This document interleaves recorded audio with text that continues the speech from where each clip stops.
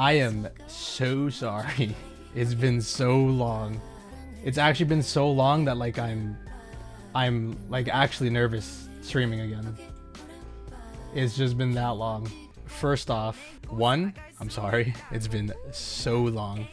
It has been I don't remember the last time I streamed, but it was like over 10 months ago.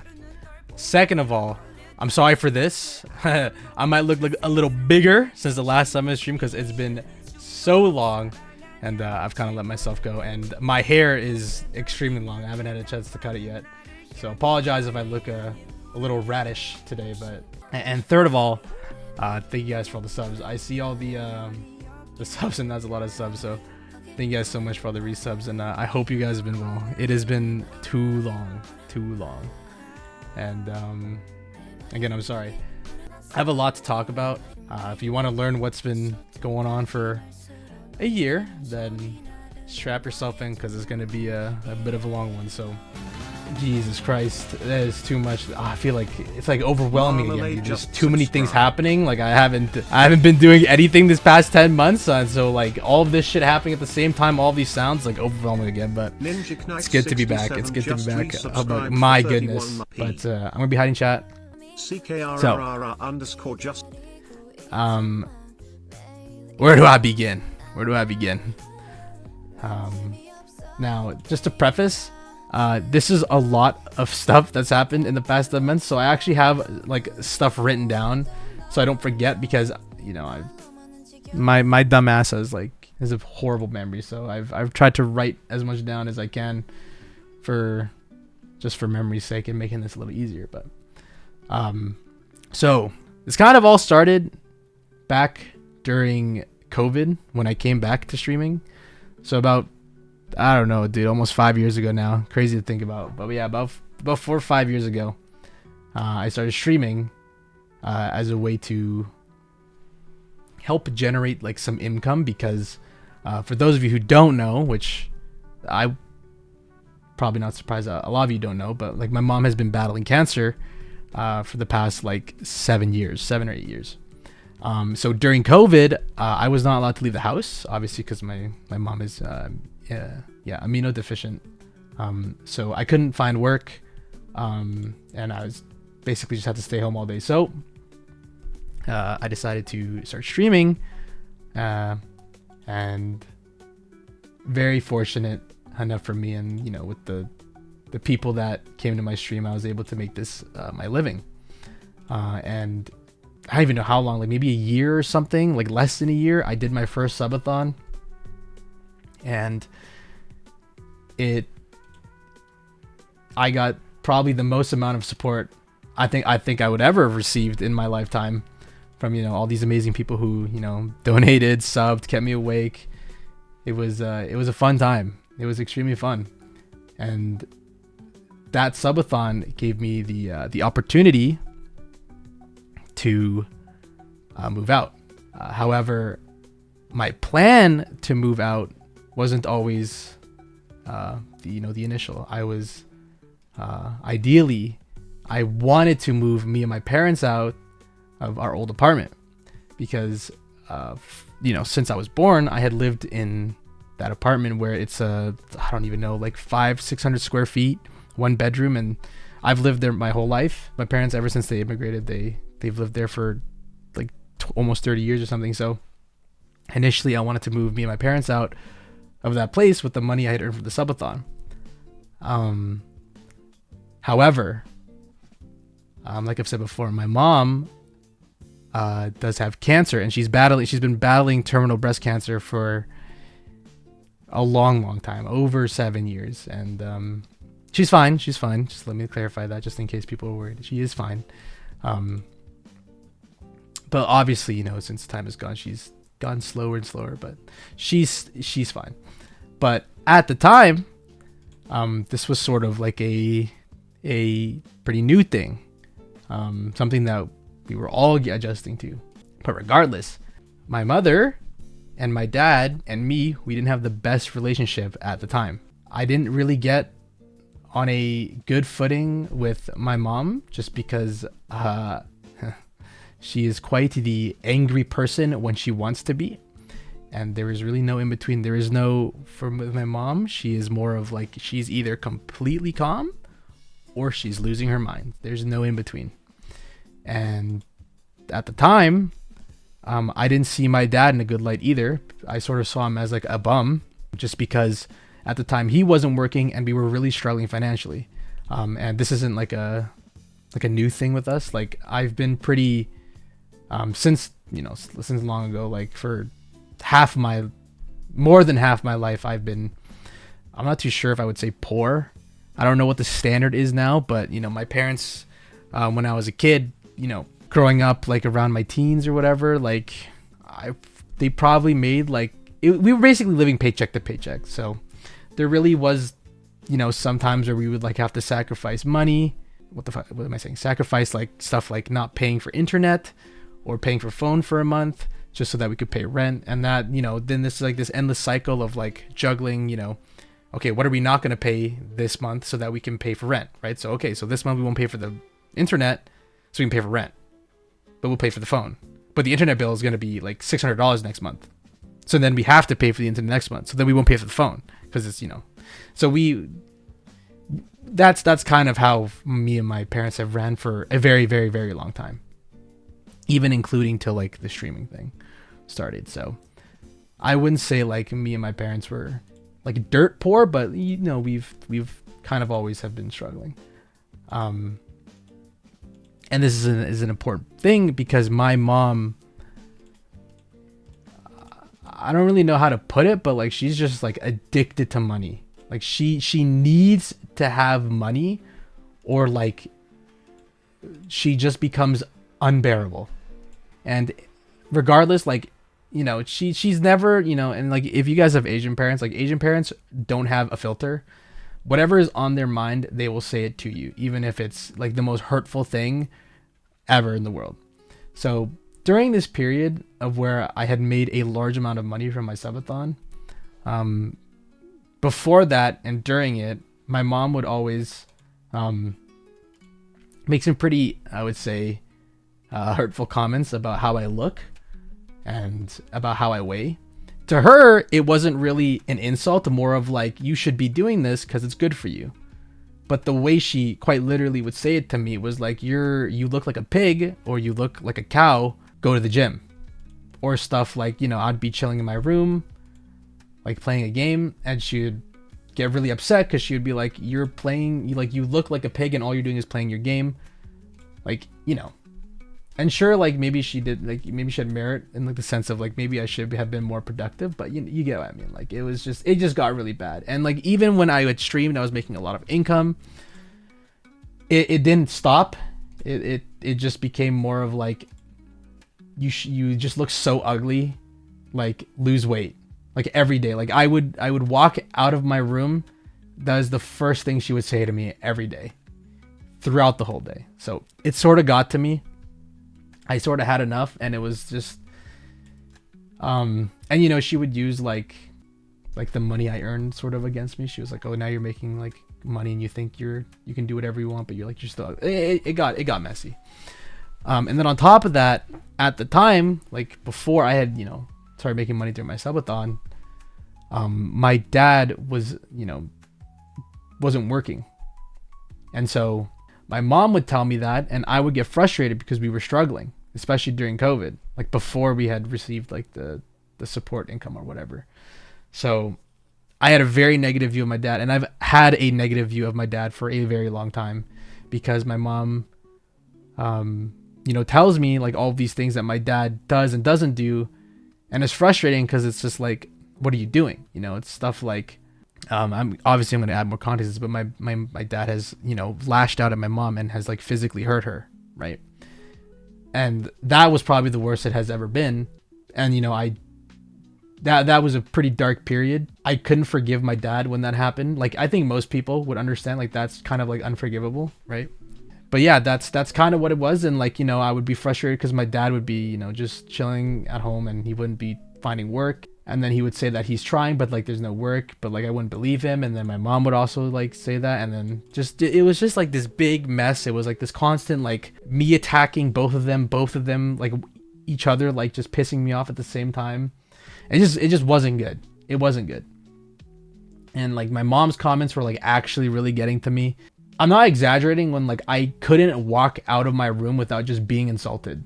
So I got fed up and I decided to move out.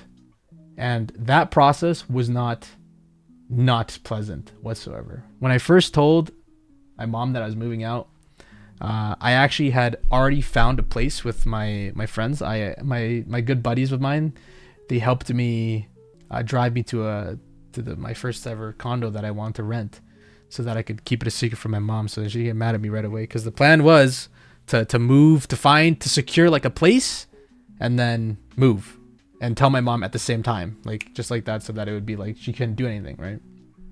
So that's what I did. And when that happened, she obviously, it was not good. She reacted very violently. You know, she swore at me. You know, said pretty bad things. Stuff like, you know, you're not my child. How could you do this? You're like the devil's child. Stuff like that. You know, swear at me. Just pretty horrible stuff. And when I tried to explain like why I'm moving out, it didn't matter. It didn't matter, right? Yeah, she didn't bother hearing me out. And it got pretty messy, but at some point she just gave up. This is like really moving past her. She gave up. I still moved out. She couldn't do anything. And I agreed with her that if I did move out, I would help pay for her stuff. So I pay for her utilities. So I pay for her internet, heat, water, and phone bill, all while paying for my own stuff. And so that was basically within like the first year and a half of my streaming career. And I lived there for the past 2 years on my own. Now, fast forward from once I've moved in, and then I, you know, stayed at their place my own for 2 years. And we jump to, I don't remember, like April-ish, April of 2023. I'm nearing the end of my lease. About 2 months before my lease ends. And coincidentally, before this happens, if I continue, I was thinking about moving in with my parents again. And it was because within, you know, those 2 years of like living alone and having the freedom to really do what I want, I understood that this is what I want. To truly like live alone and like being able to do whatever I want, having the freedom to do whatever I want, and having full privacy, which is what I didn't have when I lived with my parents, was exactly what I wanted.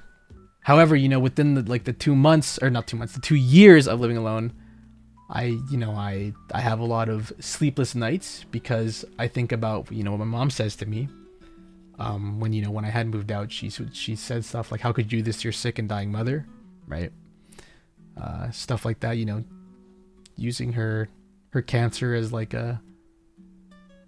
initially it was, I shouldn't say initially, it was always like this. It sounds like I'm kind of like undermining how severe cancer is by using it as like an excuse, but it's just how my mom uses it, which is really unfortunate. Whenever me and my mother get into an argument, she uses her cancer as like her trump card to end the argument, whether just because like I'm winning it or something, you know. So when I had moved out, she said like, you're really gonna let your sick and dying mother live alone with this monsters, which was what she was calling my dad. How could you do this, right? And I sort of had the past 2 years to really let that simmer, and it didn't really affect me in terms of like, I didn't care that she was using it as like a sort of like a threat, or like, you know, as like a, how could you do this? I kind of fully understood that already as my own. But what was getting to me was I just kept thinking about like, if something were to happen to my mom and I'm not there to be there with her, I don't think I could ever forgive myself. And I would live a life I would not want to live.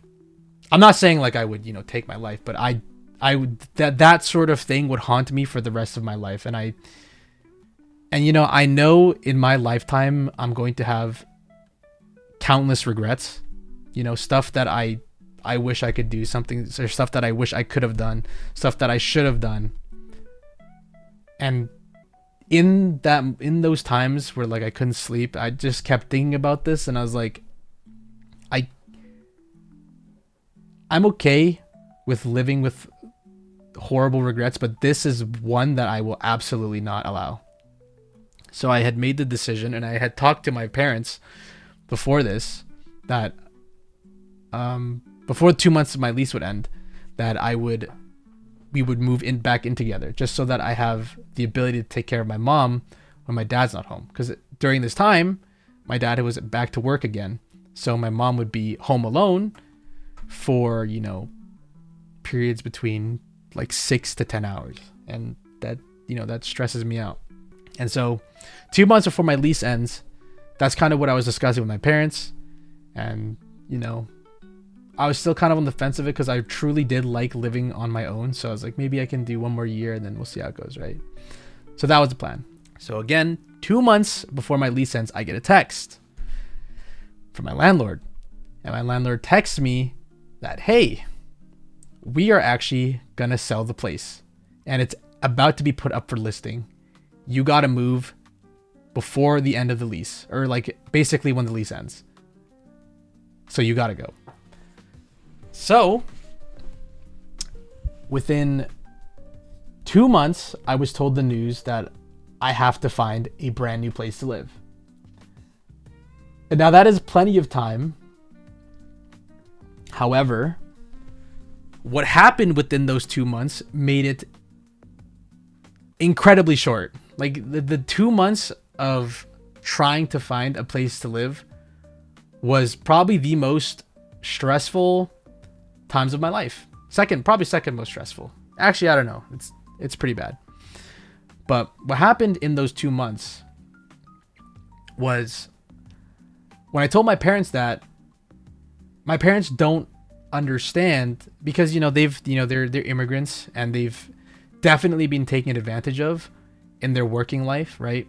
So their trust with other people is very low. So when I told my parents that, like, oh, like I have to find a place to live, so let's move in together, because like this work is like, whatever, like we can at least move in together, right? My parents immediately made things hard, and they were like, oh, your landlords suck. Like, they can't do that. And so then it became like another hassle. They were frustrated. And of course, because, my mom is like making things easy, she didn't like the fact that I was picking the places where to live. She wanted to pick them. But again, we live in 2 different places.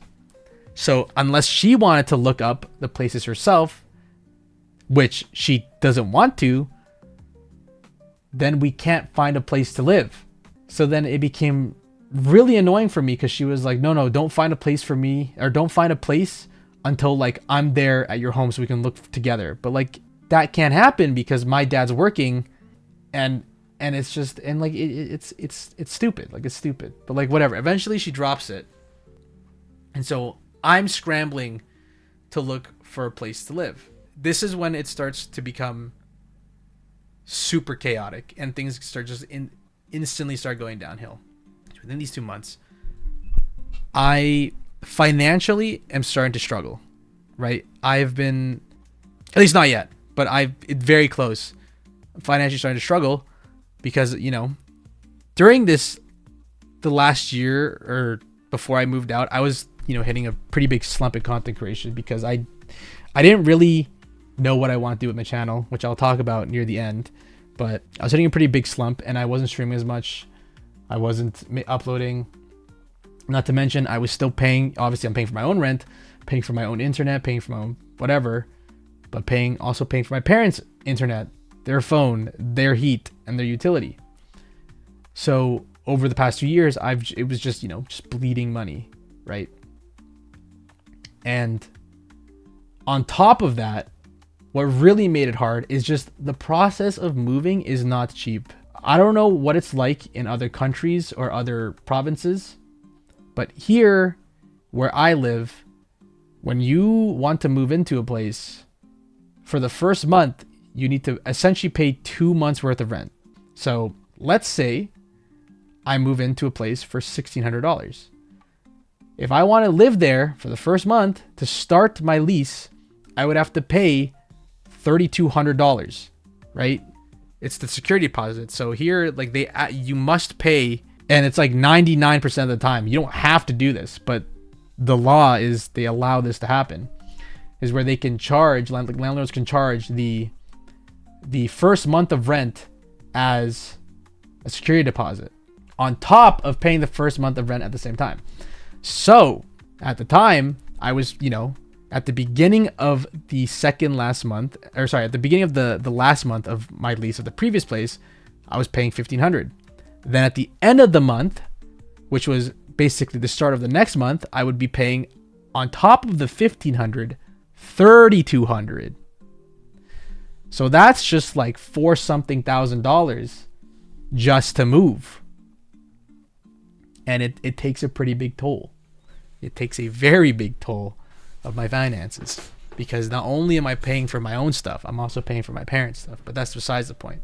That's just what affected me the most. Was not only did I not have that much time to find a place, but the cost of it was a lot. However, on top of that, my mom's family side were coming from Burma, because I'm Burmese. Surprise, I'm not Filipino. I know, immersion broken. But my mom's side of the family, her brother, my uncle, they decided to come visit during this period. So what does my mom do is she tells me, stop. Just stop. Like, I missed this thing, but like I had found a place to live. And during that period, my mom's family decided to visit. So my mom was like, stop. We're not packing anything up. We're not moving anything, because we have decided that my brother, your uncle, who is a monk, which is why this is like super important to her, because not only is it family, but she's a monk, and like in Burmese culture, because my parents are Buddhist, is very important. Like you need to, like, everything, you know what I mean? Like, I don't want to get into the religious stuff, but like it's very important. And they decided that my home was gonna be where they were gonna host him and like the other monks. And so I wasn't allowed to pack anything up or start the process of like, getting stuff ready to move, because my uncle was visiting. And I was like, how about we don't do this, because this is my home and I don't think this is fair. And she freaked out at me. She said, how could you say this? This is family. What kind of son are you? Blah, blah, blah. So like, I had no choice. And so my uncle and the other monks came to visit, and they stayed at my place. And here's the thing. I don't have any sort of connection to any of my family apart from my parents. I'm going to give more context to this eventually if I don't forget. But I view the rest of my family kind of negatively, just because of how things unfolded with how, it's just, it's a long story. But yeah, I don't really have any sort of connection to any of my family. I don't know any of my cousins. I don't know any of my uncles or whatever. Like I've never really spoken to them, and I don't really care to. But I'll give context to that. But yeah, that's what kind of happened. So like she brought her brother here. They stayed at my place. We did prayers, Buddhist stuff, and then they left. But before they left, during this process of when they visited, this is when my mom is like the most on edge. Anytime family members are coming to visit, usually it's from like, somewhere not too far away from like Calgary or something, because I'm in Edmonton, and Calgary's like 3 hours away. And it's just like, there's a lot of like people from Burma who live in Calgary or like close to Canada or whatever. But my mom's brother, my uncle, who is a monk, actually lives in Burma. And so she really like sees highly of him because he's a monk, and you know, she's extremely Buddhist. So she needed everything to be perfect. If she didn't get what she wanted, all hell would break loose. And this is just how my mom has been for a long time. But I'm pretty sure as like her cancer has gotten worse and like the more treatment she's getting, like her emotions become more and more unstable. And so she wanted to rent a car for like $4,000 or $2,000 or something a week, just because it was nicer than the car we currently had, which is my dad. And obviously me and my dad are like, what are you saying? What? We're not doing that. We don't have the money for that. Where did this come from? And she lost it. Absolutely lost it. You know, she swore at, you know, me, or she swore at my dad, you know, said pretty horrible things to him, swore at me because I didn't agree. And it was just not good. And it doesn't make any sense because like we had a car.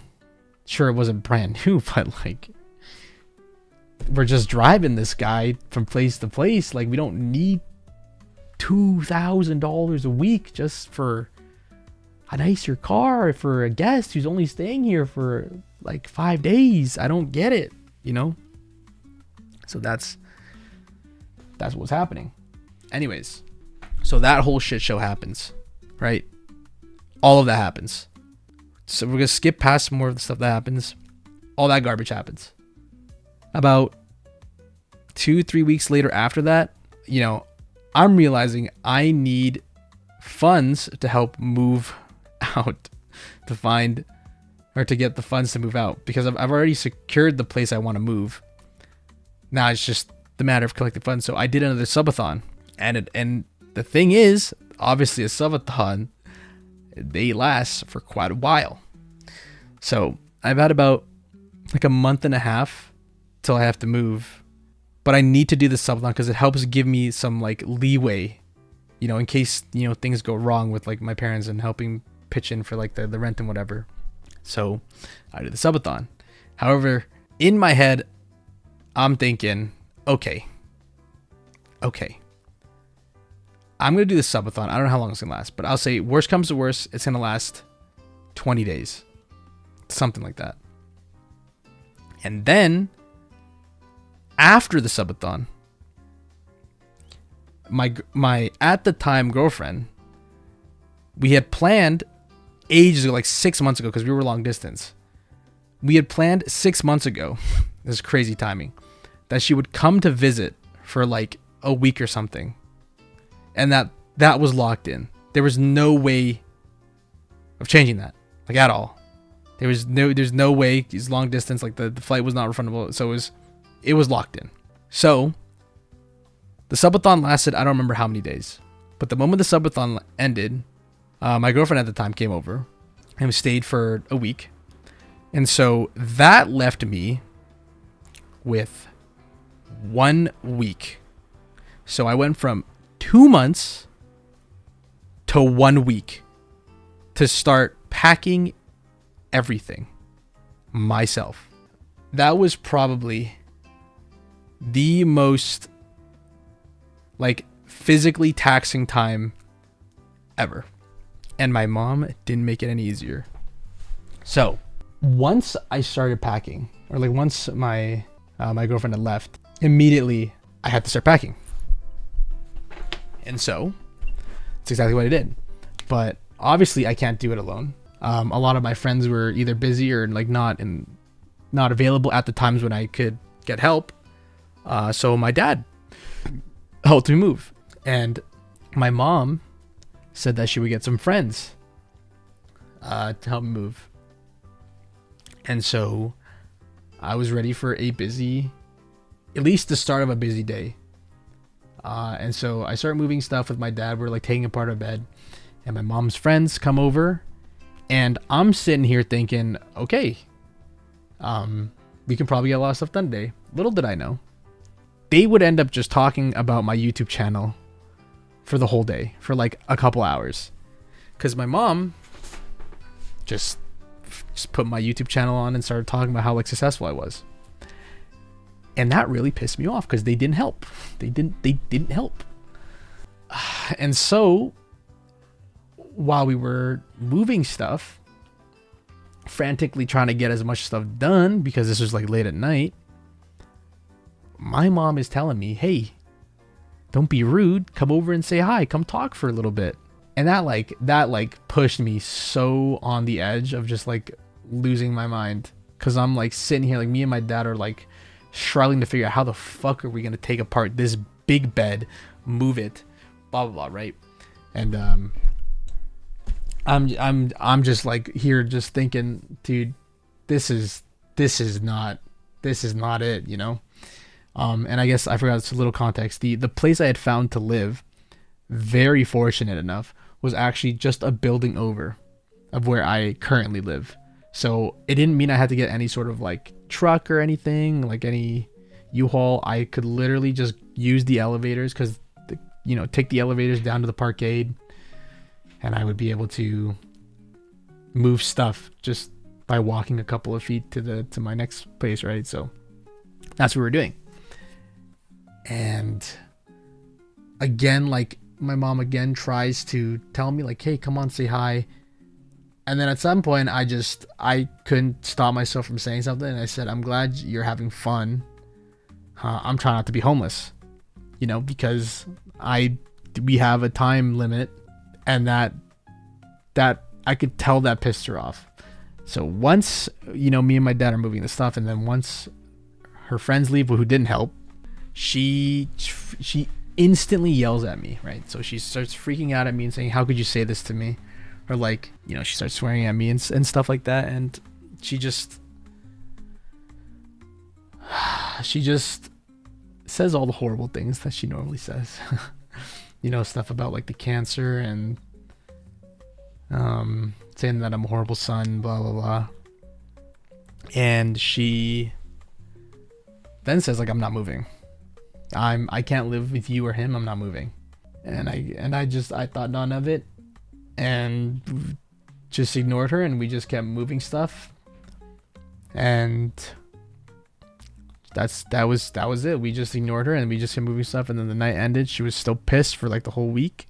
But yeah, that was one part. So like at that point, my mom was like fully on edge. Like she wasn't gonna help us, which was fine, because like she couldn't help us anyways. But like, mentally she was not helping us either.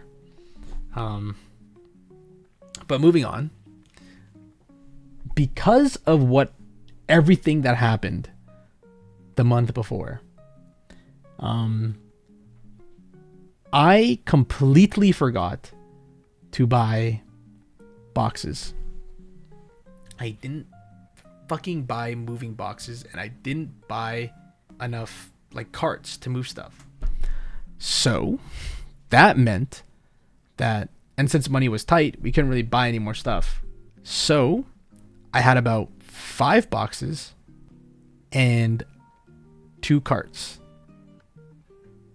to move everything in my whole place of living. And I don't know if you've noticed how much stuff I have. I mean, you guys know I collect like figures and stuff. So like I would have to pack as many things as I could into the boxes, and then walk all the way to the elevator, go downstairs, go to the elevator, walk to my next condo, put the boxes there, unpack everything, and then go back and repeat, because I didn't have enough boxes and my dad was too busy.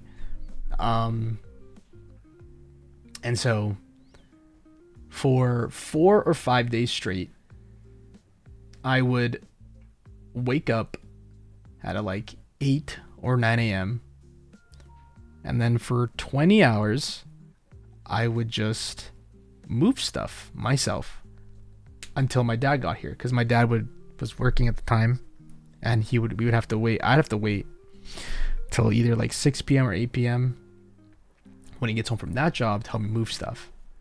And so I was moving stuff for 20 hours a day, nonstop back and forth. And it sounds like a lot of time, and it really was.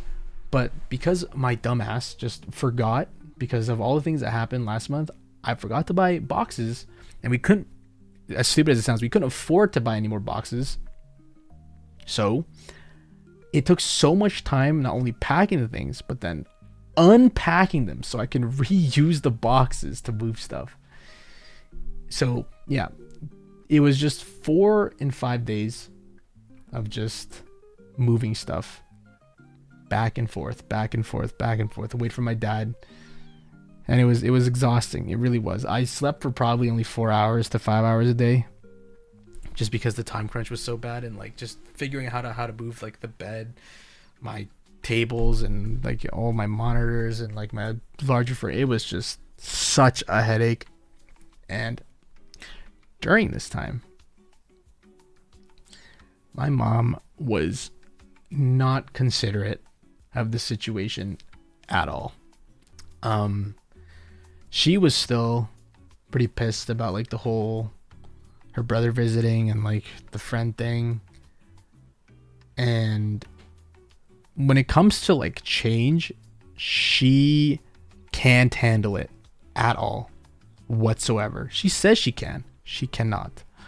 So me and my dad were talking, planned out like, okay, I start moving my stuff, and then like, let's start packing up some of my mom's stuff, because like we're moving in together, right? And my mom is completely losing it, because she's like, do not fucking touch my stuff. Don't even think about moving my stuff yet. Move his stuff first, and then we can start packing stuff up later, because I'm still living here.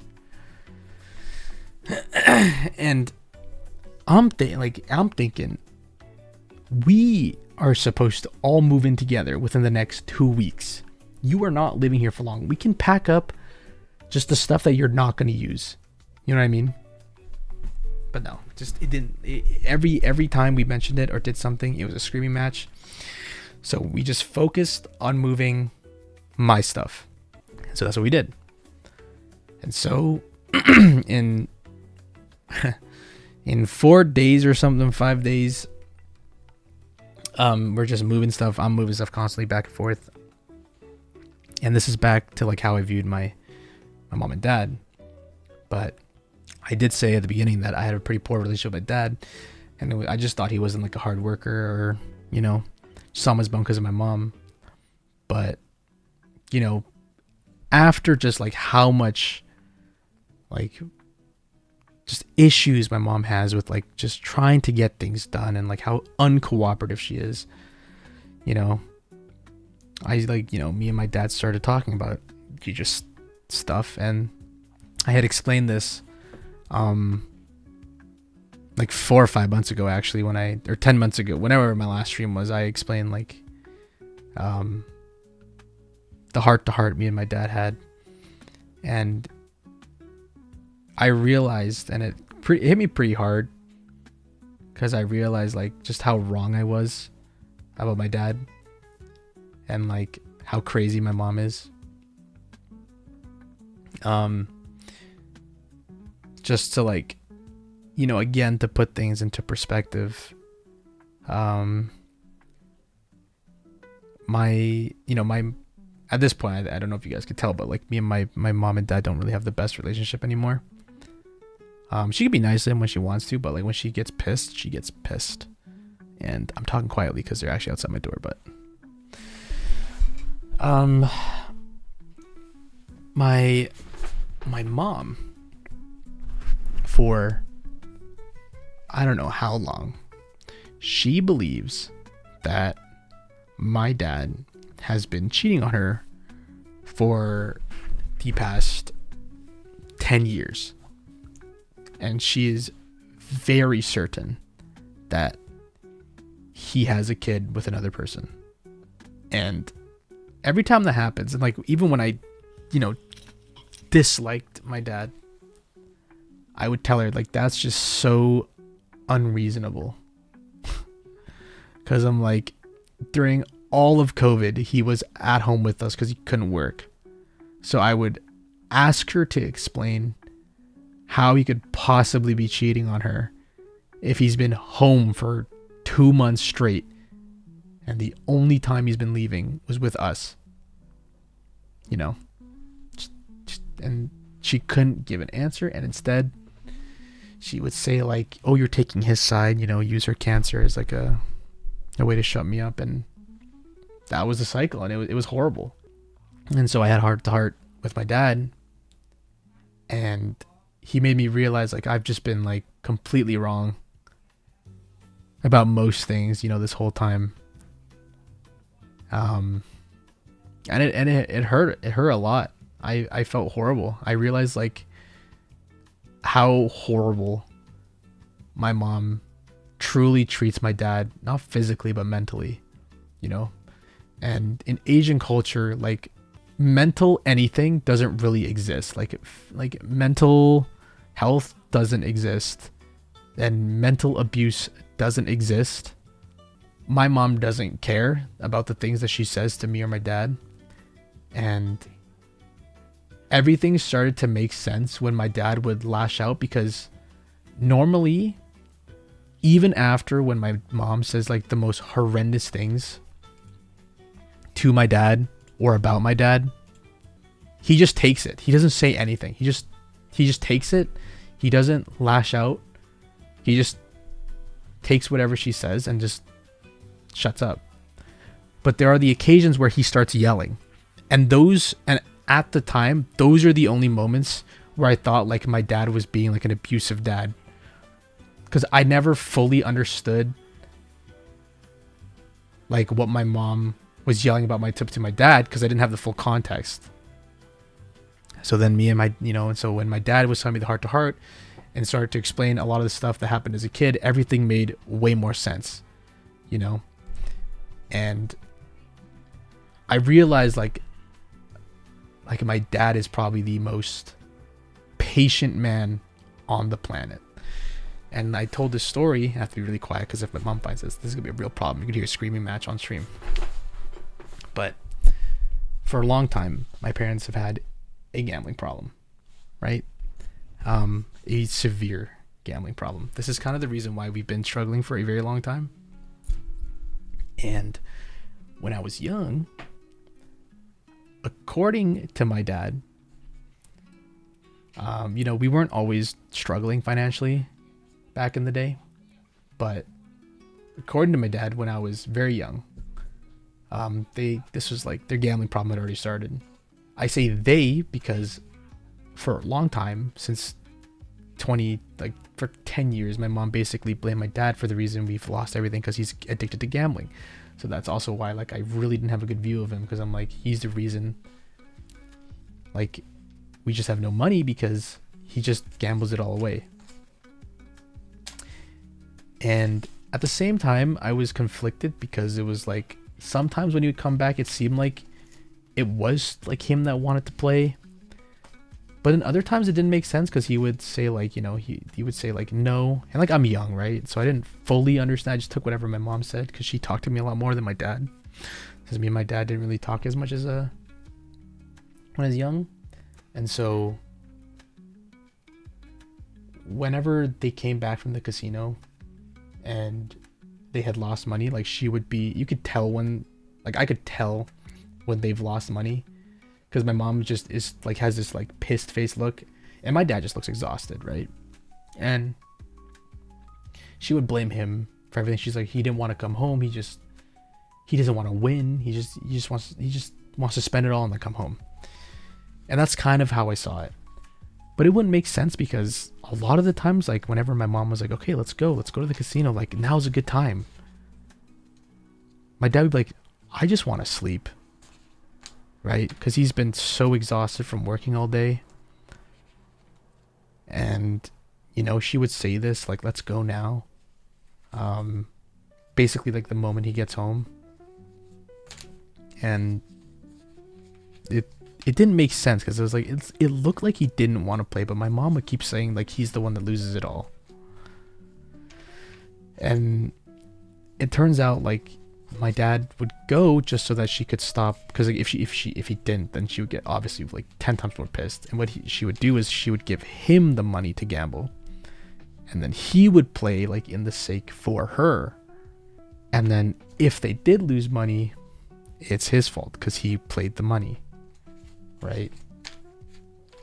And so my dad told me when I was very, very young, and like, or this is the reason why this happened. Like when I was very young, my dad came home from work one day, and this was when like my parents were not poor at all. They were actually making very good money for immigrants.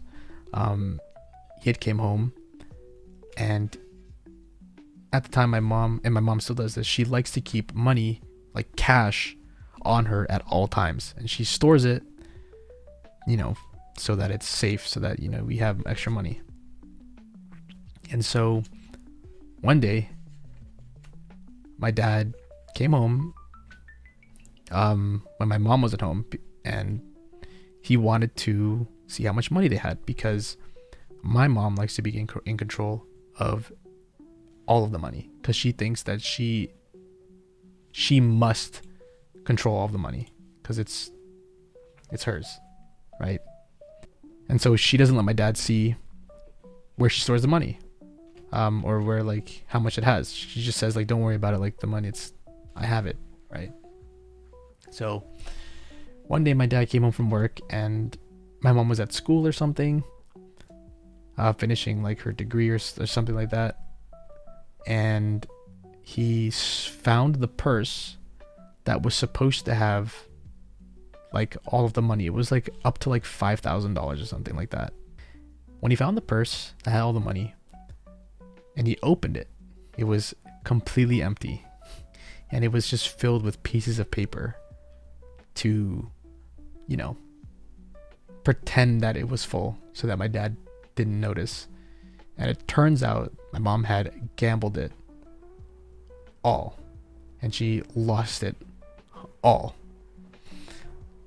And I'm thinking, like, if this, like, if you think about it, like an immigrant family it's already hard enough to like stand on your own 2 feet, and as an immigrant in like any country, any first world country, right, it's really hard to get that starting foot, just because money is so hard to earn as an immigrant.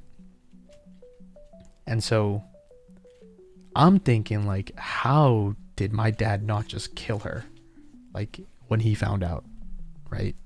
I'm thinking like every scenario where if this was any other like race, or like, I don't, like, any other type of people, any different scenario, any other country, I'm thinking like my mom would be like beat, like you know what I'm saying? Like that's insane. But my dad told me, like, when he found out and he showed it to my mom was obviously immediately scared. My dad didn't say anything, and all he said was, where's the money? And she said like she had gambled it all. And all he said was, we're gonna get it back. And he went to work, and all he said was, okay, we're gonna have to get it all back. And that was it. That's the only thing she said to her. And then at that point, I think that's when my mom never gambled, and she let my dad gamble for the sake of her, is what my guess is why that happened. But that changes a lot of things, because then now I'm thinking, like, when my dad lashes out to my mom, and like the time where he hit her, and it was not a light hit, like she had bruised, like I think he had like pushed a door into her or something, because she was saying some pretty bad stuff, and it bruised her, like, her whole chest. I still don't condone that, right? I don't condone any sort of like physical abuse, but in the case of my dad, I think it was more of just like my mom mentally abusing him, and then him just breaking, And so I don't condone that he hurt her, But at the same time, I don't blame him for lashing out. Especially when he's just so patient, you know? And so that is what we talked about. I don't know, on a more of a lighthearted note. He had mentioned that she hates, like, he mentioned that, like, my mom really gets really pissed off at him easily because he has trouble paying attention. And he would explain how, like, sometimes he would do something or want to do something, and he would get the things to do it, go there, and then, you know, someone like talks to him for a second, and then he just forgets what he was doing. And then he was like, that just happens to me. I don't know what it is. And then when he started saying that, I had like a full pause moment, you know. I was like, wait a minute. I was like, you're explaining exactly all the problems I have where I can't pay attention to more than like one conversation at a time. And when there's two different people talking to me, I can't hear either of them. And I get extremely distracted where it's like, I'll like say, okay, I'm going to go wash the dishes. And then someone talks to me and tells me to do something. I'll go do that. And then I'll forget what I was doing before. And I was thinking, this motherfucker has ADHD, and that's where I'm pretty sure I get my ADHD from.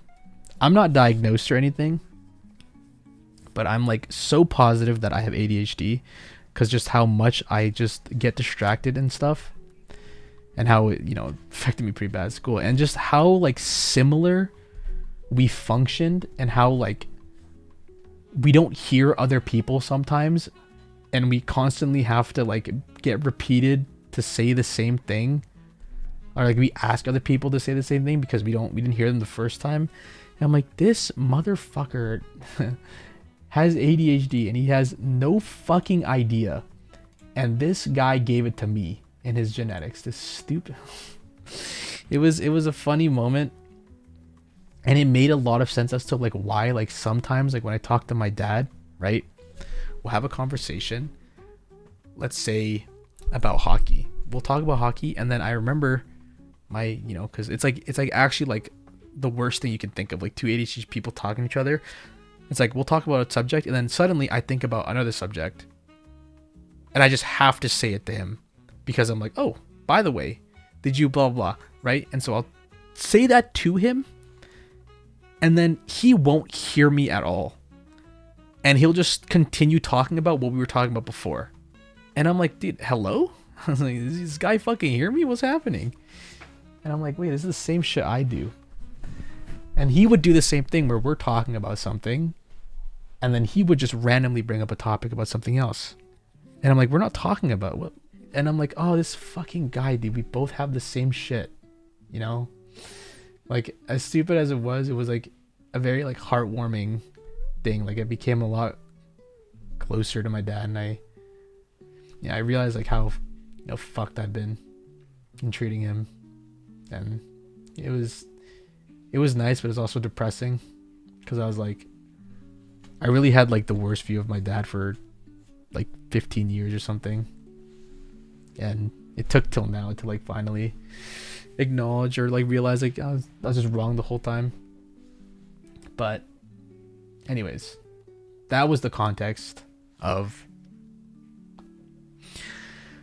us moving. So back to moving, we had managed to move everything in about 5 days with 2 hours left to spare before the landlord came back and were to check the place. Because like, I don't know, some rule was like if you had stuff in the place and like the landlord has it like for selling, and like the person that buys it, they can claim whatever's in the house is theirs. So like it was unnecessarily stressful. It was horrible. And so after all that was left was to move my parents' stuff. And this is truly where everything went to shit. Everything, I couldn't think it could get worse, and it just did.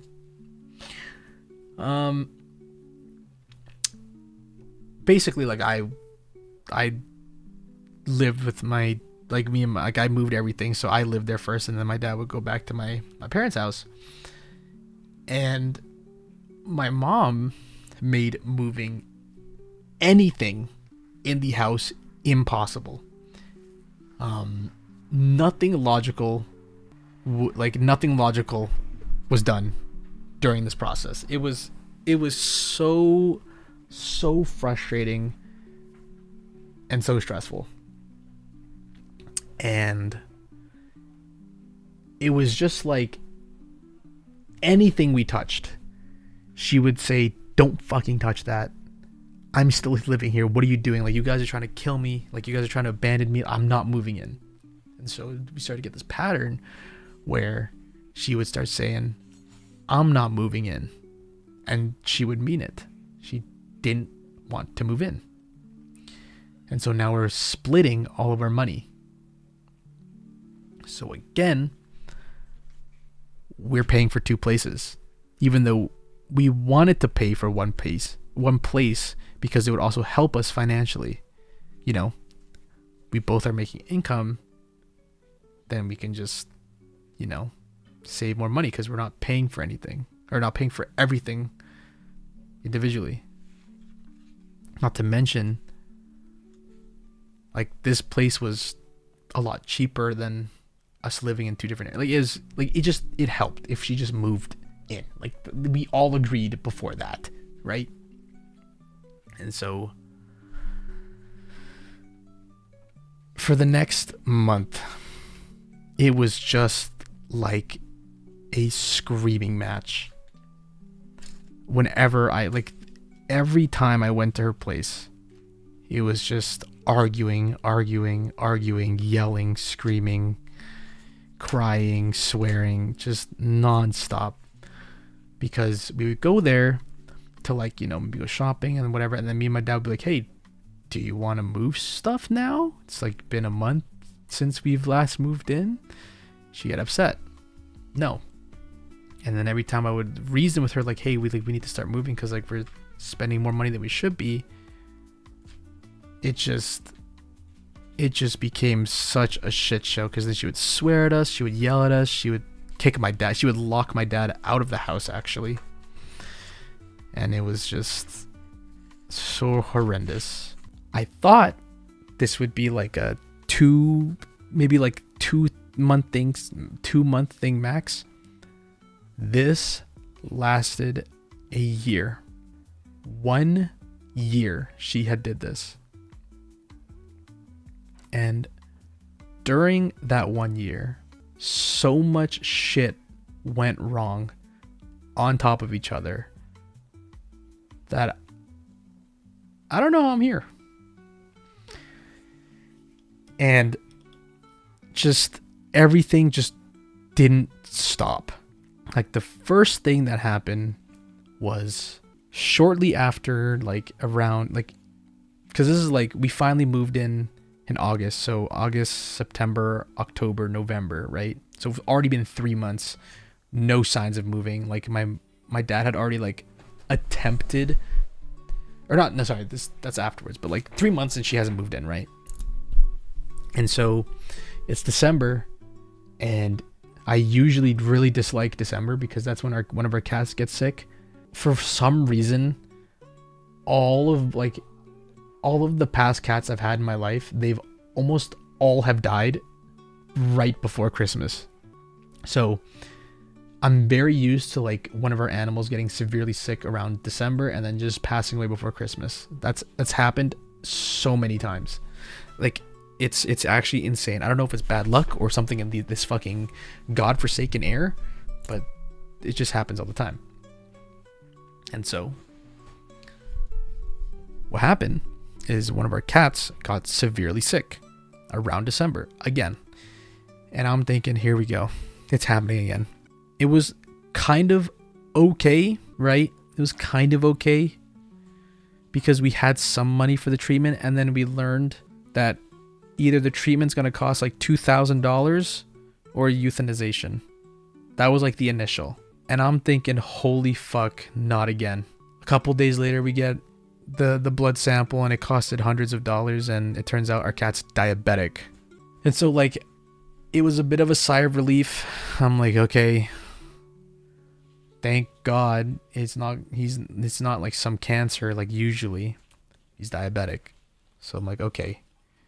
And then we're like, the vet's telling us like they have to keep, and then it got really messy during the vet because both of my parents are like, again, they don't trust people. So like whenever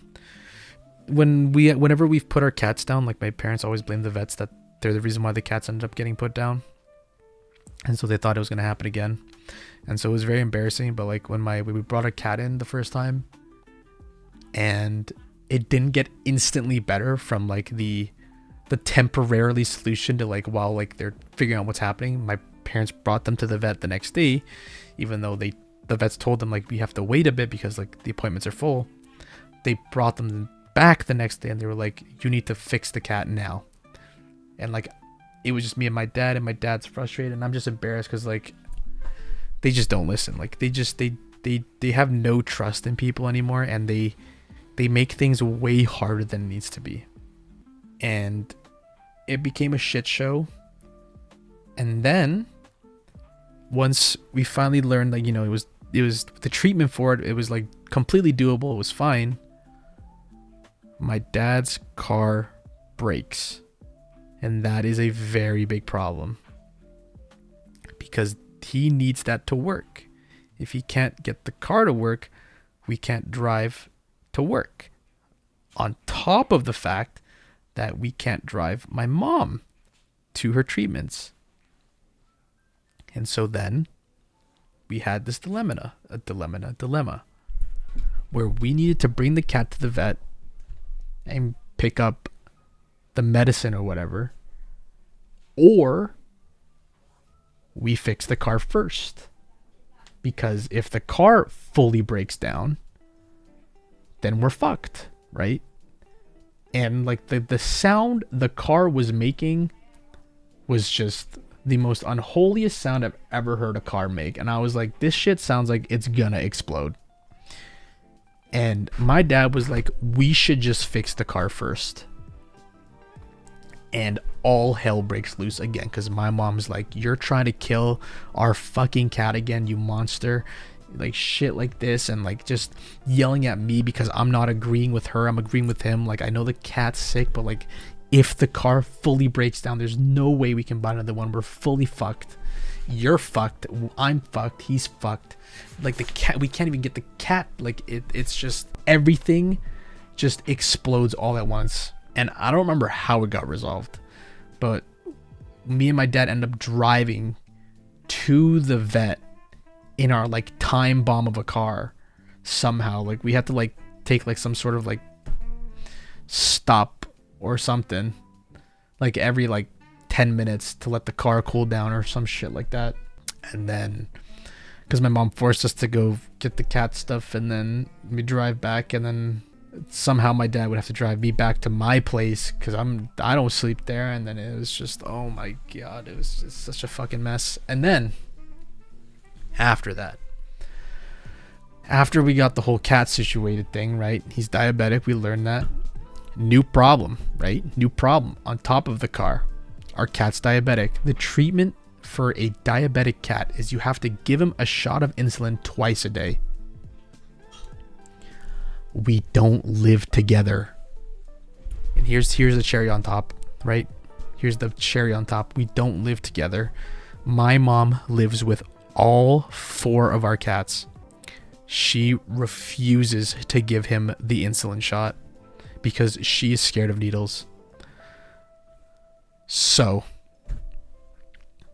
now my mom says no matter what, my dad has to drive from my place all the way down to her place to give a shot to the cat, then drive all the way to work, then come back to her place and give him a shot at night with a broken car. And I'm thinking, what the fuck? Just give us the cat. Like, you're gonna move in anyways. Just give us the cat, or just move in, and we'll just do it for you. And she said no. She said no. I have to live with the cat, or I'm gonna be sad. So you have to come here and give him a shot every day, twice a day. And it was just the most stupid shit I've ever heard in my life. And we did this for a month. And at some point she caved because she realized how annoying it was for her as well. And how much money my dad was spending on gas to drive from. Because like my parents' house is in downtown and I live super north. Like super, super north. Like it's like a 20 some minute drive. Right. And it doesn't sound like a lot, but going from one place back and forth is a lot of money. Like it's a lot of gas. And so that shit show lasted for a month. And then, my dad gets, his car fixed. And there's a little story to that. Maybe I'll say it some other time, but he eventually gets it fixed. And then, shortly after that, he gets into a car accident. Not a serious one, but he damages his car. And it was because someone had left like some fence in the middle of the road. And he hit it, and it broke the light of his car. And out of panic and frustration, he didn't call the police or anything. He just came home. And so, some more backstory to this, but my parents got into an actual car accident during COVID. And this was a serious car accident, but it wasn't my parents' fault, it was the fault of the driver. And because they're not the best at English, they need me to be like the translator and to explain the details of the crash that I wasn't a part of to the lawyers and the insurance. And so I've been dealing with that since the crash. So for 4 years, I still do this every now and then where I have to message the lawyer about stuff, and it's super stressful because if I say the wrong thing, then it's on me. Now, on top of that, my dad got into this accident, which isn't his fault, but because he didn't do anything and just left, it's technically his fault, right? Because he has no evidence. He still wanted me to file a claim for him, saying that he got into an accident and that he's owed money. And I tried to explain to him that this doesn't make any sense because you have no proof. Like, you can't call the insurance company and be like, hey, I damaged my car because someone left the thingy in the road and I crashed into it. And they go, okay, do you know who left the fence out? And he goes, I have no idea. And then he goes, okay, do you know what the address was? And he goes, I have no idea. It was around this area. And then he goes, okay, do you have like a picture or like any police evidence of it? He goes, no. And so he wants me to tell the insurance to figure this out for him so he can get a claim. And I just got so annoyed because I'm just like, dude, we haven't even finished the first one. And so when my dad called me to go to the lawyer, I had to explain to the lawyer what was happening. And he just looked at me like, shit, man, you really putting me for a ride now. Like, you didn't say that to me, but you could tell he was like, he did like the little like the little head sway where it's like, all right, well, this is what I went to school for. Got to figure this out. This is how I get paid.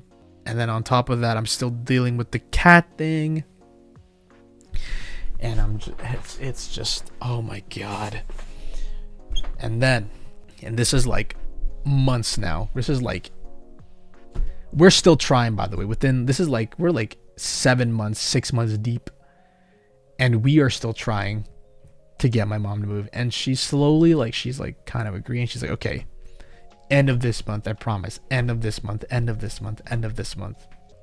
We ended of this month until like 10 months, right? 11 months.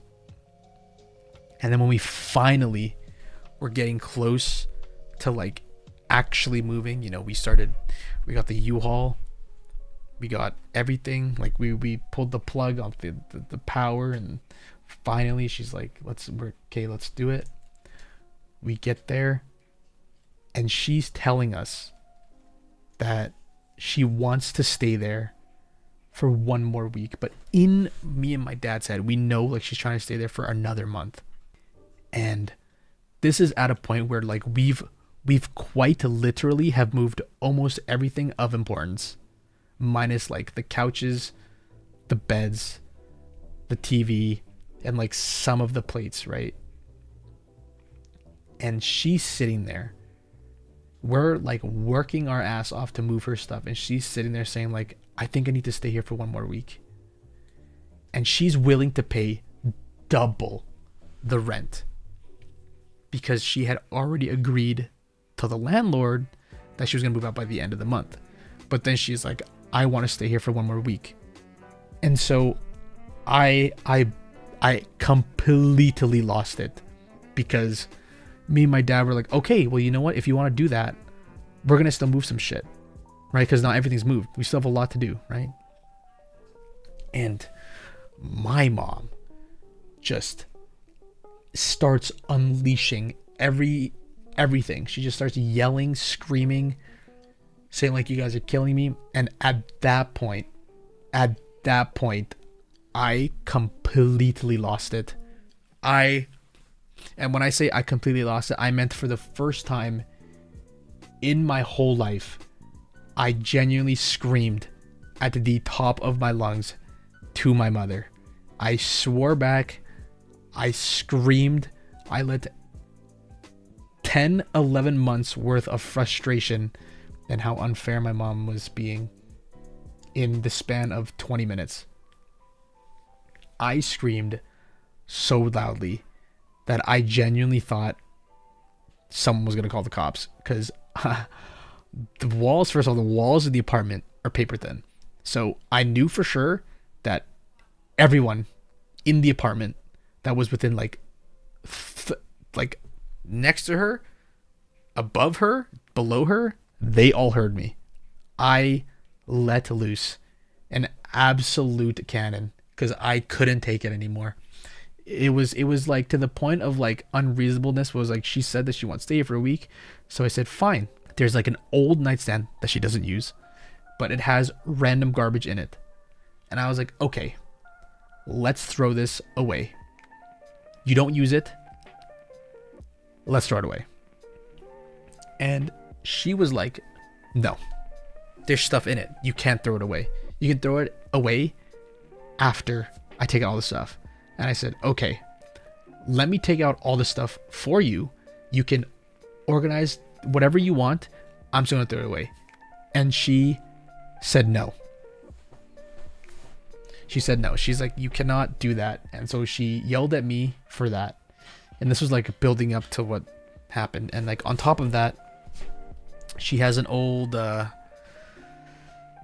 forget what it's called. Every time I forget this, but she has like a really, really old, it's like a mirror. It's like a big mirror with like a vanity. Thank you. She has a really old vanity, and it's breaking. It's chipped. Literally, none of the handles on the vanity are there, because we've had so many cats in our lives, and they play with it. All of like the hooks to pull the drawers out are gone. So the vanity is old. It's like basically rotting. It's chipped. It's broken. It's heavy. It's old. It's ugly. My mom refuses to throw that out because she says that it's worth too much money.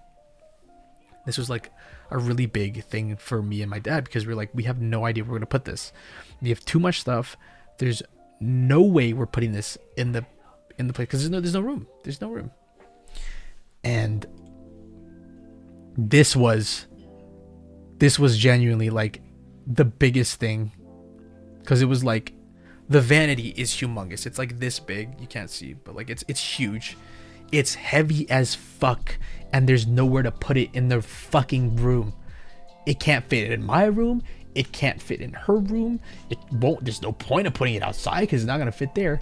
We have to throw it out. She refuses to throw it out, and she threatened to call the police on us if we threw it out. And it's like, come on, bro. And this is sort of the where I snapped, because my mom, again, when she said she didn't want to move and that she's gonna stay there for another week and pay an extra like double of what she's supposed to pay just to stay there for the extra week, I lost it. I completely lost it. I blew my lid. And I definitely regret this. This will probably haunt me for like the rest of my life, to be completely honest. But I swore back at her and like the thing is, like, I don't swear at my parents. I never do. My mom swears at me. My mom swears at my dad. And my dad sometimes swears at my mom. But I don't swear at my parents, because that's just how I was raised. But I finally snapped, and it was, in the moment, it felt euphoric. Afterwards, I felt horrible. But it was just the buildup of everything just not going well, and my mom being so uncooperative and so like hurtful and nasty. And it was just, I snapped and I screamed. I swore at her. It got so messy. I genuinely thought the cops were going to be called. I thought she was going to call the cops, to be completely honest. I didn't hit her or anything. Like, I would never do that. But I just screamed as loud as I could. And I actually screamed so loudly that for the next 5 days, I lost my voice. For the first 3 days, I had completely lost my voice. It was like, if you've ever lost your voice, you know, it's like you still have something that comes out. I actually fully lost the ability to talk. Nothing came out. Like, after that day, I went out to Discord and I was telling my friends about what happened. And like, my voice was giving up mid-sentence. And the next day, it was completely gone. Like, talking was so hard. I really did let loose that day. But anyways, that was probably the lowest point of my life. I'm gonna be completely honest. I genuinely thought about giving up everything. I was like, is this even worth it? You know, like, I thought, like, what if living with regret is better than whatever the fuck this is? You know what I mean? But, you know, at the end of the day, I just made another regret. But like, what it is, what it is. And so eventually, we somehow move everything again. It got so bad that they called the landlord. Not like my parents called the landlord, because the landlords were expecting my mom to either be gone by the end of the day or pay like double what she was supposed to. And so they called the landlord. And so now the landlords, these old white people, are coming down. And I'm just thinking, what the fuck is happening? And they come down there and they're like looking at us, because like, I'm like sweating out of my mind because I'm moving stuff nonstop, and we just had a screaming match, and like everything is everywhere, and they just look at us, and I have to sit there, and like, I felt so embarrassed because like, my dad is talking, because there's two landlords. There's the old white guy, and then the old girl, right? The old woman. And my dad is talking with the old guy, explaining his side of the story. My mom is talking to the old woman, explaining her side of the story. And I'm just thinking, they don't give a single fuck about what you guys are saying. They just want money, or they want you gone. And that's exactly what happened. So then they both have no idea what either of my parents are saying. So then they both come to me, and then they're like, what the fuck is going on? Are we getting money or not? Are you guys moving or not? Right? And then I have to explain what has happened. Right? And then somehow, some way, we get into agreement where they're like, listen, I don't know what's happening, but we will let you stay here till Sunday, which was like 4 days or 3 days or something like that. 4 days, I think. But we need $300. And so then at this point, there was no choice. So my parents pay $300, and then we had 4 days to move everything. And it was just the worst time of my life, because even after all that, even with the time crunch, my mom, every time I touched something to move, she had to make sure that I wasn't throwing it away. And it was, oh my God, it was so frustrating, because she would bitch and scream and yell at me nonstop, and I couldn't do anything about it. And I just had to sit there, take it, and move stuff. And it was horrible. It was truly horrible, because it's like nothing you say in that moment matters, because even though you're the one moving everything, even though you're the one trying to make things as simple as possible, you have this person who you care about the most in the world, who's telling you that like you're ruining everything, and that you're the reason you're killing them, on top of them having cancer, and using that as a reason as to why you're making it even worse. And it's horrible. It's fucking so exhausting. But anyways, besides the point, we get to that point of like, holy shit, we've done it. Fast forward 4 days, me and my dad, somehow, some way, we do it. We move everything out of her house, and we move everything to our new place. So finally, after 11 months, we did it. We've moved every single person into this place. It only took 11 months. And I'm thinking, holy shit, finally, everything is normal, you know? And I was telling this to my mom, because every time she bitched and complained about moving and how we're touching her stuff, I was like, listen, you're mad now. Once we move in together, everything's going to be perfectly normal. Like, all this will just stop. And it did. For 2 weeks, all of it stopped. Like, we got everything. We somehow managed to fit fucking everything in this place. And it was normal. Everything calmed down. And this was like, what fucking, I forget. I fucking forget. Oh, I think this is like, right, end of July. Something like that, right? And I'm thinking, holy fuck, it's finally done, right? And then 2 weeks later, we're finally all settled in. I get a text from my landlord, and he texts me that he is planning on selling the place, and we have 1 month, we have a month and a half to find a new place to live again. And I'm literally about to throw up. I've never felt that sick to my stomach in my whole life, purely off of stress. That was the most like dread I have ever felt in my whole life. After all of that 11 or 10 months of just back and forth arguing, screaming, crying, yelling, swearing, fighting, just 10 months of that. All of it to get resolved finally. And then now we have to move again within a month and a half.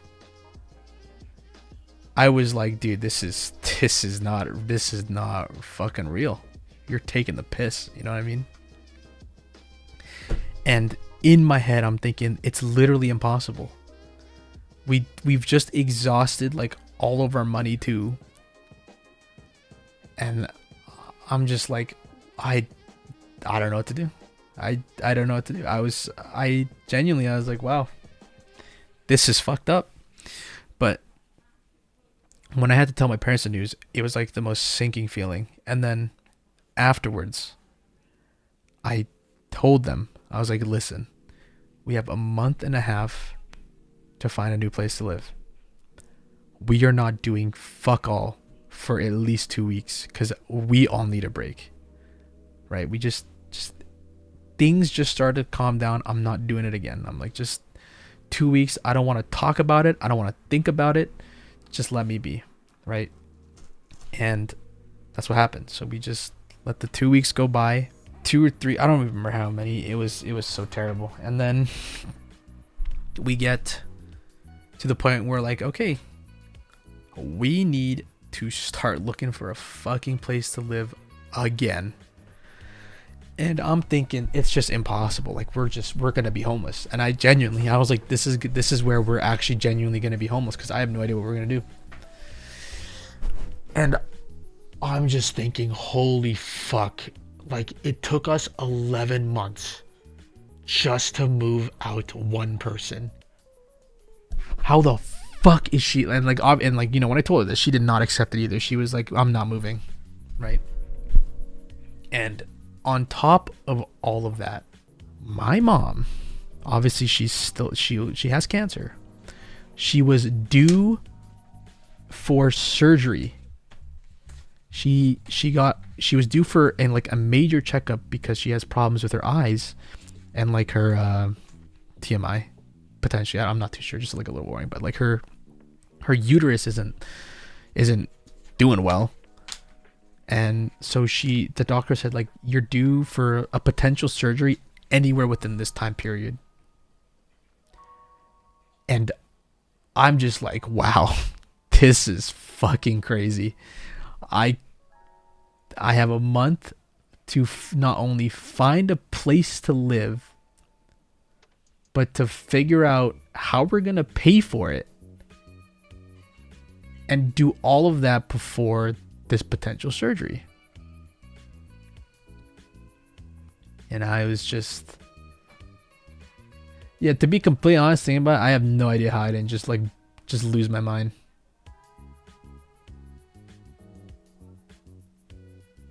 Yeah, I don't know. But my only saving grace, which, okay, actually not my only saving grace. My mom also said, like, she said that she would be able to buy this condo, which is also one of the reasons why I don't like when my mom talks about her family, because she always says that she has these backup funds or whatever from her country that like she like owns property back in Burma that she could just sell to fix our problems here, but she never does. And so she said when this whole situation happened, she was like, okay, I'm gonna sell whatever and we're gonna buy this place. I didn't believe her, but that was the only thing I had working towards, you know, it was the only thing I had clinging. And so I told my landlord, I was like, what if we bought the house? And he was like, yeah, I would do that. So then I brought it back to my mom. And she was like, we're going to need more time.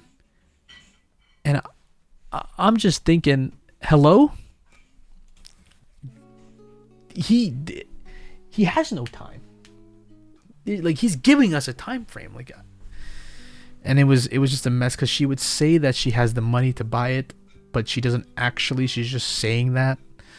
And like, it was the only thing I could cling on. So I was telling the landlord, and I didn't want to just lie to him, you know? And it was truly so fucked, genuinely. And then I just did the last thing I could do. And I just explained to my landlord what was going on. I explained to him that we just moved in, and like we just moved in and my mom has surgery. Like, I know you want to sell the place, and it was because he also wanted to move provinces or something. But I was like, could you, like, is it possible to give us like more time? That's all I had to work with. And I once I texted that, it was probably the worst like couple hours of my life, because I just have to wait to see what he's gonna say. Because if he says no, then like we're just fully fucked. Like, there's nothing we can do. Like, it was like straight up, I was like, I don't know what we're gonna do afterwards. And he texted me back, and he texted me and said, I didn't know that was the situation you guys were in. And the thing is like, he felt bad because when I had moved into this place, we had agreed for long tenancy, because he wanted like someone to like, we were going for like a yearly lease, but he was really looking for someone that wanted to go for like potentially over 5 years. And I was like, yeah, I'd be more like, fuck yeah. I mean, I'm not fucking looking for another place. Like, this is good enough, right? So I agreed, but we were going for the yearly lease. And so he felt bad that like we had talked about going for long-term tenancy. And after hearing about my situation, which he had no idea of, he was like, okay, here's what I'll do is we can go month by month for the next 2 or 3 months, and let me know how your situation goes. And so then that was like a huge, humongous sigh of relief, right? So we got more time. We got more time. And I whatever that feeling was like the biggest, nothing could explain that feeling of like relief, right? And so then I was like, okay, we have 2 to 3 months to figure whatever the fuck it is out, right? And so the 2 months go by, because we just want to, like, we basically spent a month just like relaxing, because we just too much has been going on nonstop for the past year for all of us. So we just relaxed for the month. And then of course my mom absolutely loses it to my dad for some reason. And this is like a very common thing, and it happened today actually, but it is very common that I just wake up to hearing my mom screaming at my dad about something, because she blames him for literally everything. And so I wake up and he's yelling back, and I have that sinking feeling. I'm like, something horrible is about to happen. I can feel it. And this is like, I don't remember, like a month or 2 or something. And I was just like, okay, what has happened? And it turns out my dad got paid, or he was working for someone, and he had agreed initially to get paid at a certain time. So let's just say like the 15th. Then he started working at the beginning of the month. He then agreed, and he told my mom this. He told my mom that he would get paid out on the 15th. And then he later agreed that he would work till the end of the month to get extra money on top of working the extra 2 weeks. Right? And when my mom found out that she wasn't getting any money on that day, she, for some reason, just lost it. She swore at him. She threw shit. She was just yelling, screaming, angry. And this was the first thing I had to do when I woke up. My dad obviously lives with us, right?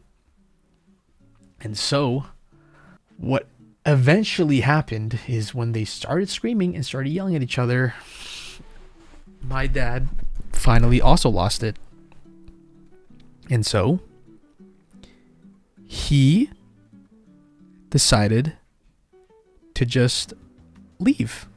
He just moved out to some place. I don't know, but I thought this was like some fucking sick joke, man, because after we finally get this fucking break. I think this actually happened afterwards, but I don't remember when this all happened, but we finally got the break. And then now this is happening. And like my dad's like threatening to move out. And I'm like, there's no way this is happening again. Right? I'm like, this, no way. And then fast forward something, I get a text from my landlord asking about the situation again. And I told him, like, I forget, but it was a light in a fucking a small light in the fucking void, because eventually he told us that, like, hey, like, you don't have to worry about it, you guys can stay as long as you want. And I was like, holy shit, we're actually not homeless, right? This is big. We're not fucking homeless. So that was a big W. And then after that, my dad leaves, and then I'm just like, what? I genuinely thought this was a bit. I was like, there's no way he's being serious. And it turns out he had already talked with someone to move out for $500 a month and other stuff to live alone, or to live like within this guy's, I don't even know where, I still don't know where it is. And that's exactly what happened. So my dad just moves out. He starts taking shit, because we have a lot of shit, which is fair, but he starts taking shit that is apparently that my mom had, like that my mom, that is my mom's. And she just starts losing it, and she starts taking it out on me. And she's just like, you are always on his side and you're never on my side. And she's just swearing nonstop. And I'm sitting here like, what the fuck is happening? How has everything gone full circle? We have straight up started at the very beginning. And I just couldn't believe it. And when I found out that he was being serious, I texted him, or I called him, and I was like, you can't.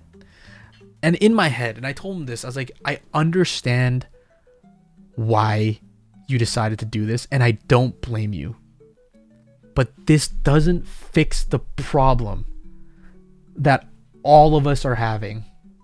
You know what I mean? Like, I don't blame you for leaving, but now we've just gone back to where we started. And he said he just couldn't take it anymore. Like the mental stuff was just too much, and he was genuinely starting to feel depressed, and he's just moved out. He's just moved out. So that's where I've been. That's where I've been. And he's moved out, and we've splitting the money again. He still helps pays for this rent while he pays for his own. But again, somehow I have come back to the very beginning. And very recently, and I was going to stream plenty of times.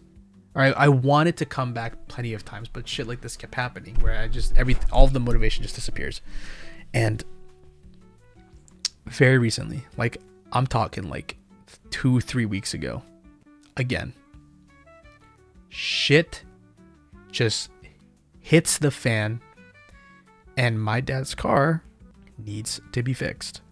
His car breaks down again, and we are zeroed out on our funds. You know what I mean? Like we're zero.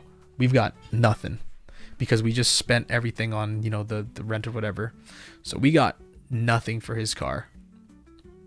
And my mom is pissed because she's like, you know, blaming like this is all his fault. And she has these diamond rings that for whatever reason she keeps and buys because she just likes to to me, she just likes to pretend to be wealthy and not seem poor. So she buys these diamond rings that are like $500 or something like that, right? And she keeps them so that in case we ever need money, we can pawn them, right? And the thing is like whenever my dad gets money. She believes that that's her money. Because she thinks that my dad owes him like $10,000. Like, I don't know where she gets this number from. But she just thinks that my dad owes her a ridiculous amount of money. So any money my dad earns, he just gives to her. And so, sorry, this is gonna be a little confusing, but I'm backtracking to when me and my dad were having a heart-to-heart. When we realized how fucked the situation was and that she probably wasn't gonna move in for a while, my dad opened up a bank account for the first time, because they had a joint account, but he had no access to it because she didn't trust him with money. So he never got to spend a dime on anything ever for 20 years. He never had control of money ever. And so when we moved into this place, just me and my dad realized that, we realized that she wasn't going to move in for a fucking long time. So he opened a bank account. And I had did a stream that day, or shortly after, like a couple days after that. And a lot of you, and I told the exact same story. And a bunch of you, very, very kind of you guys, a lot of you donated me money. And I said any money that I would receive, I would just give to my dad, because it's the first time he's ever had the free will to quite literally spend money on his own. And so you guys gave me like, I don't remember, like $300 or something. It was crazy. And I just gave it to my dad and put it in his bank account. And it was like the happiest I had ever seen. And it made me happy and depressed at the same time, because it was like, my mom blames him for spending all of the money, but what really threw my mom, or what really like kind of threw everything off, was when my mom was yelling at my dad, saying like he spends all of the money. I'm like arguing, because I'm like, you're saying that, but what does he buy? He doesn't have money to buy stuff. You have all of it. And she would say, what are you talking about? He buys so much. I'm like, what does he buy then? And she's like, all this meat and food. I'm like, okay, that's food that he cooks for us. You're the one that buys these diamond rings. You're the one that gets a new purse. You're the one that buys clothes. My dad literally wears my clothes, like my hand-me-downs, for work and for just clothes in general. Like, he doesn't have anything. Like, what things does he spend on? Like, there's nothing that he spends on. He buys, sure, $70 worth of meat, but that's stuff that lasts for months, and we eat it together. Like, I don't. And that's what really snapped my mom, because she was like, you're just taking his side. You just want me to die. Like, stuff like that. And so it was frustrating, because I'm just like, this is fucking stupid, man. This is fucking stupid. And it was at least nice to see my dad able to. The first thing he did was he brought me to an Indian store where he bought like this big thing of meat, and was like, it kind of made me sad. But like when he was going to go buy the meat, he asked me if it was okay to spend this much money on the meat. And I was like, it's your money, man. I was like, you don't have to ask me, it's yours. And it kind of broke me.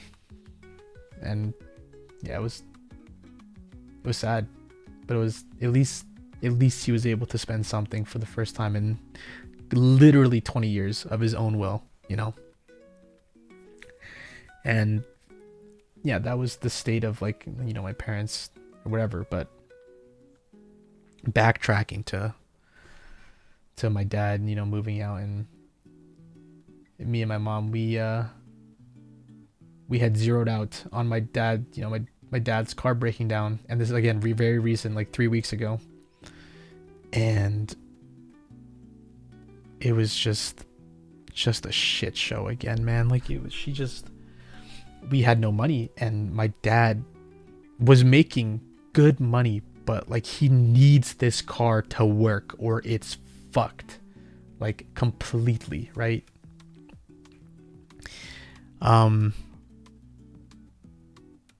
And I'm sitting there, I'm like, can you just sell the ring so that he can get his car and then we can get the ring back? And she goes, no, don't you fucking dare. And she just refused to give him money to fix his car, even though he would be able to get the ring back, pay for whatever. Not to mention is she had appointments coming up because now her surgeries are actually about to happen. And so she just screams at me trying to even mention the idea of helping my dad, because at this point my mom just hates him. And I'm at a loss for words. I'm like, this is fucking crazy. Like, he needs his car. We need him to have his car. Like, he helps pay like a majority of the rent. Like, this is ridiculous. And she didn't care. She didn't give a fuck. She just yelled at me.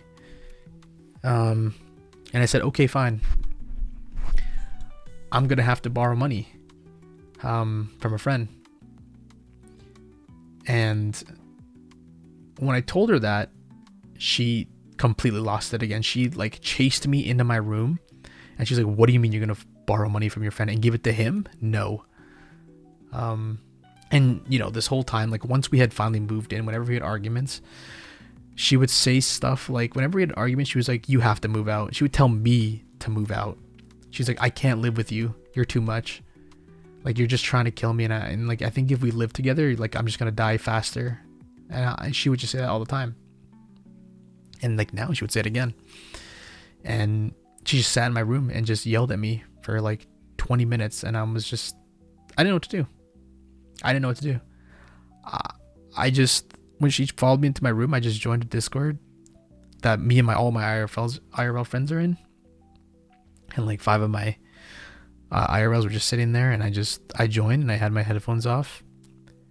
And I just sat there and I just let my mom just yell at me. She just yelled at me nonstop, and I talked to her like I normally would, where I was just like trying to calm her down, but like nothing I did was working. And she just told me like, you have to move out. Like, you're just the worst. Like, you take his side and you just want me to die, and we can't make this work. That's what my mom was telling me. And I was in the Discord call, and I was just silent, and my friends were in there, and I don't know why I joined, to be completely honest. I just didn't want to feel like be alone, and like, because I tell my IRLs about like what happens with me and my family, but I just needed some sort of like validation. I needed someone to like just be there with me to like actually understand like how crazy like things are with my mom. And that's exactly what I got. I mean, I joined, and then it was kind of funny because my friend who was in there's a couple, but one of them, he also has a pretty crazy mom. You know, Viet moms, they're scary. You know, we both have pretty similar crazy moms. But yeah, we talked afterwards, and I was just sitting there just basically crying because I actually had no idea what to do. But he had offered me he gave me $300 because that's what my dad needed to fix his car. And obviously I couldn't tell my mom that, or else she would fucking go crazy. And it was very sweet of him. So I texted my dad. I didn't call him because my mom she can fucking hear anything at this point. But I texted him, and my dad was very happy that he was able to get the car back, because he was like, I can fix it. I can get everything now. Like, thank fucking God, right? You know, I would like, if it wasn't for like my friend, I genuinely had no fucking idea what was gonna happen. And like, obviously I was it was just so horrible just being in that spot and just hearing my mother again just say the most horrible shit to me, but being in the call and letting my friends hear, like, I don't know if I should have did that, but I just felt hopeless, you know. I just didn't want to be alone being yelled at like that again.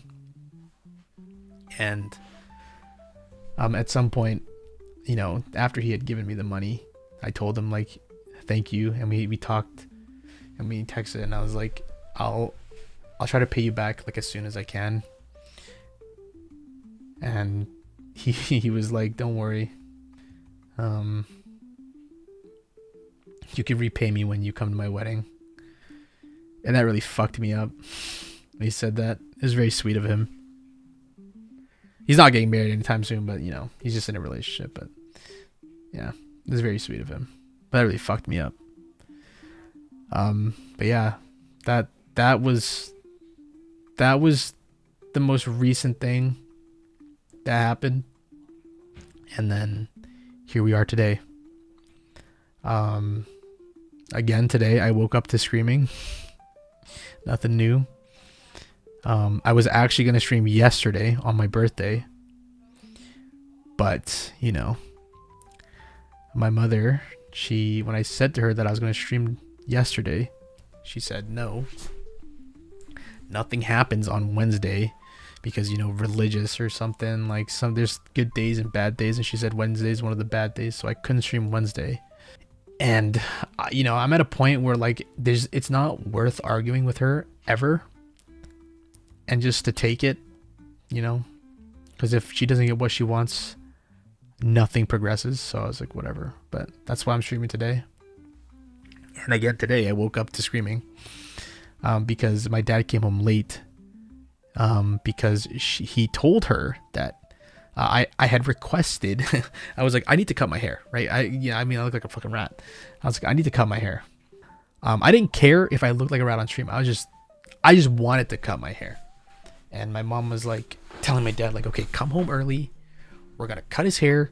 I need to get stuff for my something, medicine, something for her uterus, something like that. I have no idea.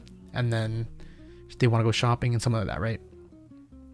And my dad told her, hey, I can't do that because I have work and I need to finish this work so I can get paid, right? And she was like, no, you need to come here now. And in her head, she thought, I've done it. He's going to listen to me now. He didn't, because he needs to finish his job. And I woke up just to her screaming at the top of her lungs on the phone with him. And it was just a headache. They're home now.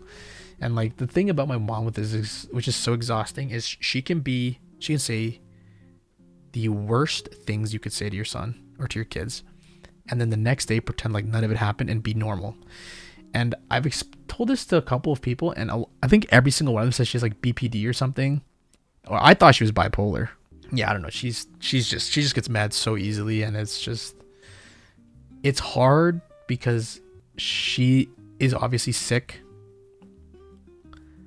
and I don't think mentally she's all there, and I think the treatments don't help it either.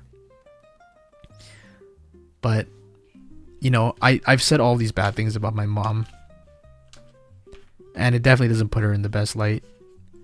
But there was a time during the whole year where I kind of understood why she just kind of isn't okay, like a bunch of the times. And it was during a pretty dark time when like we were pretty tight on money, and my dad was like not able to work, and this is when like we were looking for a place to live in this current place. And you know, I was telling her like, hey, like you keep saying that you're gonna buy this condo, but like we need to kind of like put those words into actions, because like he can just change his mind and be like, okay, you guys need to leave, you know. And we had a yelling fight because, you know, she was like, don't fucking say this to me, like you're putting this on me. But I'm like, you're the one that suggested, and I'm like, you told me to tell him this, you know. And then later that night or something, I'd walked out of my room and I saw her like really like sad. And then I talked with her, and she was saying that like one of like her niece and her sister were having a really big problem in Burma.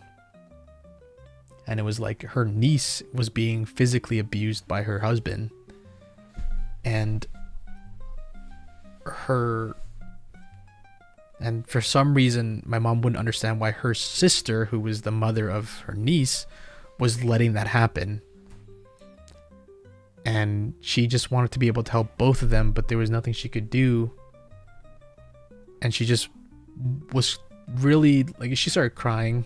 And, like, you know, she was like, how does, like, you know, people do that to, like, you know, my family? And it was horrible. And I kind of understood, like, I don't know everything about my mom and what goes on in, like, back home. But, you know, the times where she yells at me, I'm less defensive now when she yells at me, because, like, I know there's things at home that I will never understand, that she just can't help. Like, you know, hearing your niece being, like, physically abused, and there's just nothing you can do as, like, you know, basically, like, as a parent, I don't know how you would deal with that. And she was like, the only way she could deal with it was, you know, with money, but you can't really get that easily, you know what I mean? And so, I mean, a little update on that, like, she's better now. Apparently the niece is, like, much better. Like, they stopped, she went to the hospital or something, because, like, she got beat pretty badly. She went to the hospital, but, like, now she's in, like, a much better place. Like, things are way better, and, like, my mom's a lot happier because of it. But yeah, but just so much shit has been going on this past year, and, like, I haven't had the chance to, I shouldn't say that, I've had plenty of chances to come back and stream, but just with every time I get the motivation and I think, all right, this is it, I'm going to start planning stuff, everything just crumbles from something horrible happening. And I don't know if it's bad luck or it's just how things are. I just say it is what it is. But every time I get the will to do something, it just gets taken away from either my mom just freaking out, or just some horrible accident has just happened and I have to deal with it. And it's just, it becomes a little exhausting. But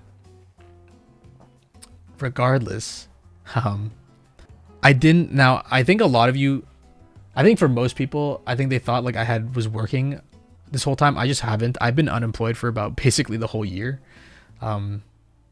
Obviously because, you know, things at home, but on top of the fact, like, I can't really leave my mom unattended for, like, 8 hours on her own.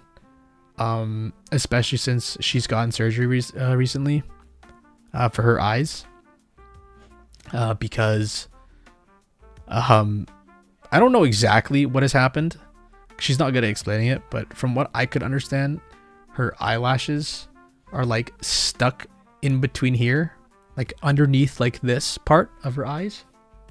Because, like, she complains about, like, you know, she cries a lot, like, not actually crying, but, like, just tears just come out, and she has, like, this itchy burning feeling in her eye.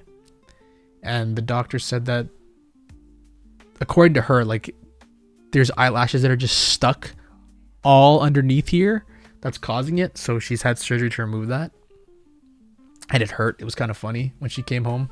This sounds really fucked up, but when it happened, like, her eyes were super swollen, and I was like, I was like helping her. I was trying to put, like, the medicine and stuff into her eye.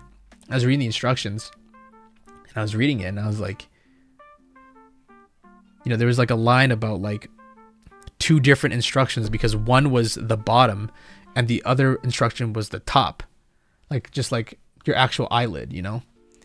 And I was reading that, and I was like looking at her, and I was like asking her, I was like, I think you're gonna have to do the surgery again.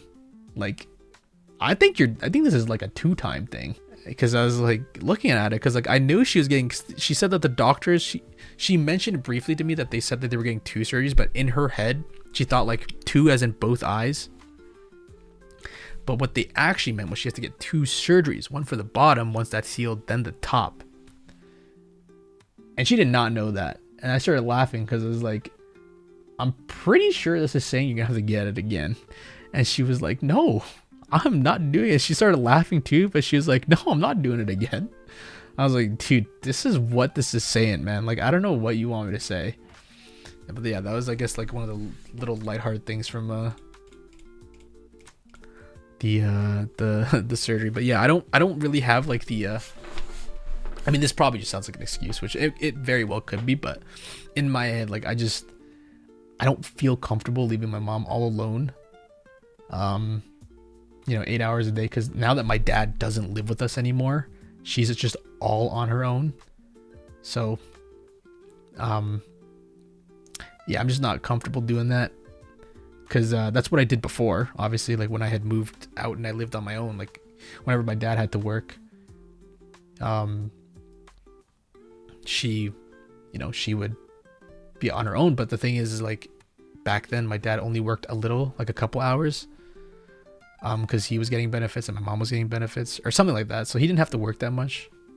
But now that he's working like hard again, despite the fact he's not even fucking living with us anymore, there's just no one here to take care of my mom. So I've just been chilling at home, just essentially wasting my ways away. As sad as that sounds, like I've always had like this urge to like be productive because I know it's important, but just do the shit that happens around me. I just can't, and like I have no excuse. I should be able to just power through it, I suppose, but like it's hard. It really is hard. And the whole stream thing today, like, you guys don't know. I mean, the people who were here at the beginning, I was reading what you guys were typing for like the past like 20 minutes. Like I was setting stuff up and I was just sitting here and I was like, wow, I haven't felt this nervous in so long about streaming, because it's just been so long, and like the I guess like the fear of relevancy is always stressful when coming back, because you're like, what if no one's here, and I just kept thinking about that before I started streaming. But then I'd see you guys, gamble away in my chat, of course, talking to some fucking robot. And I was like, yeah, I'm even worried about if no one's here, then just start over. But I've got a pretty nice community, I think. And there's always people here. You guys always manage to stick around even when I kind of disappear like this. But yeah, that's basically what's happened in this past year. Just horrendous back and forth turns of events. Just a complete mess of a year, but we're here, and somehow I'm back to streaming. But I again, like, I truly do want to apologize for just how long it's been. A part of me, or a part of the reason why it's taken this long, is I thought about not talking about this on stream, because I don't think you guys necessarily needed at the time to know about what was going on. But as time went on, not only did it become sort of like, I can't explain why I was gone without explaining the whole thing.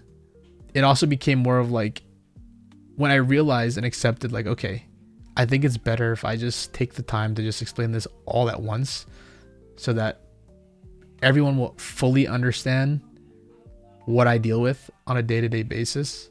It also became harder and longer to explain, because the longer I took to explain it, the more shit happened, and the shit that would happen would just get even worse. So that's kind of why it's been taking me so long. And again, like today, when the day I was going to stream, like my parents started yelling at each other, my mom started screaming at my dad's, and my mom calling him a motherfucker and saying like he's dating another whore and shit like that. Like none of that stuff has stopped. It just comes and goes, But again, like, even though that happened in the morning, now they're both home. I think they're outside talking normally.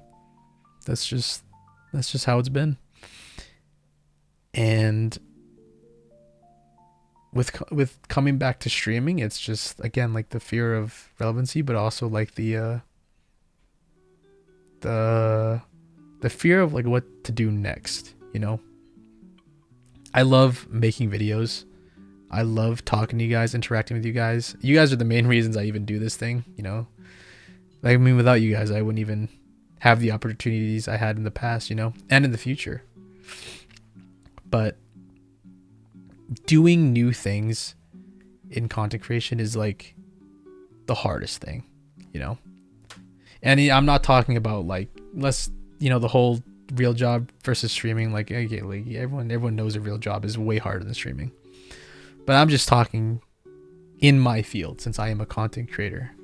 The hardest thing about content creation is doing new things and making sure you follow through, you know.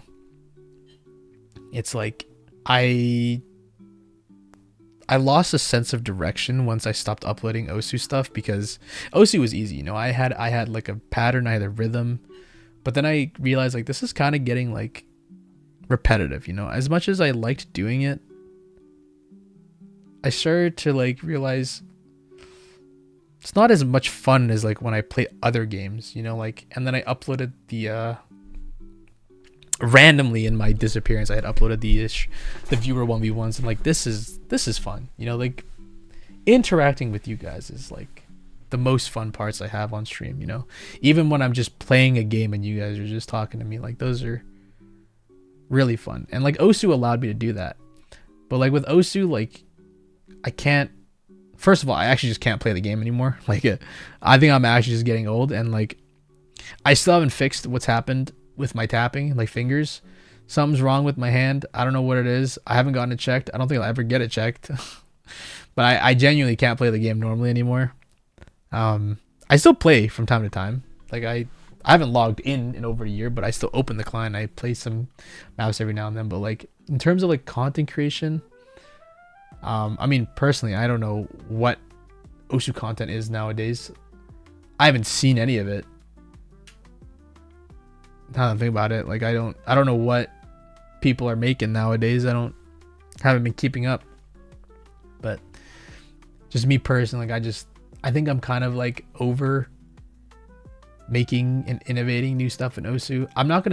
I can't say that I'm gonna completely stop doing it, because I'm sure down the line I'll probably make a video about Osu. So I'm not gonna say like I'm fully like quitting ever making a video about Osu. Like I'm sure down the line I will. But I would just want to do other things. But of course, doing other things is extremely hard as a content creator, because not everyone is on the same page, right? I built my brand and my channel from Osu, and I'm forever grateful of it. I love the game. I still do. I wish I could play it normally. But even if I could, I think my mind would still be here. But you know, doing things differently from what you started doing or how you did it is always very hard, right?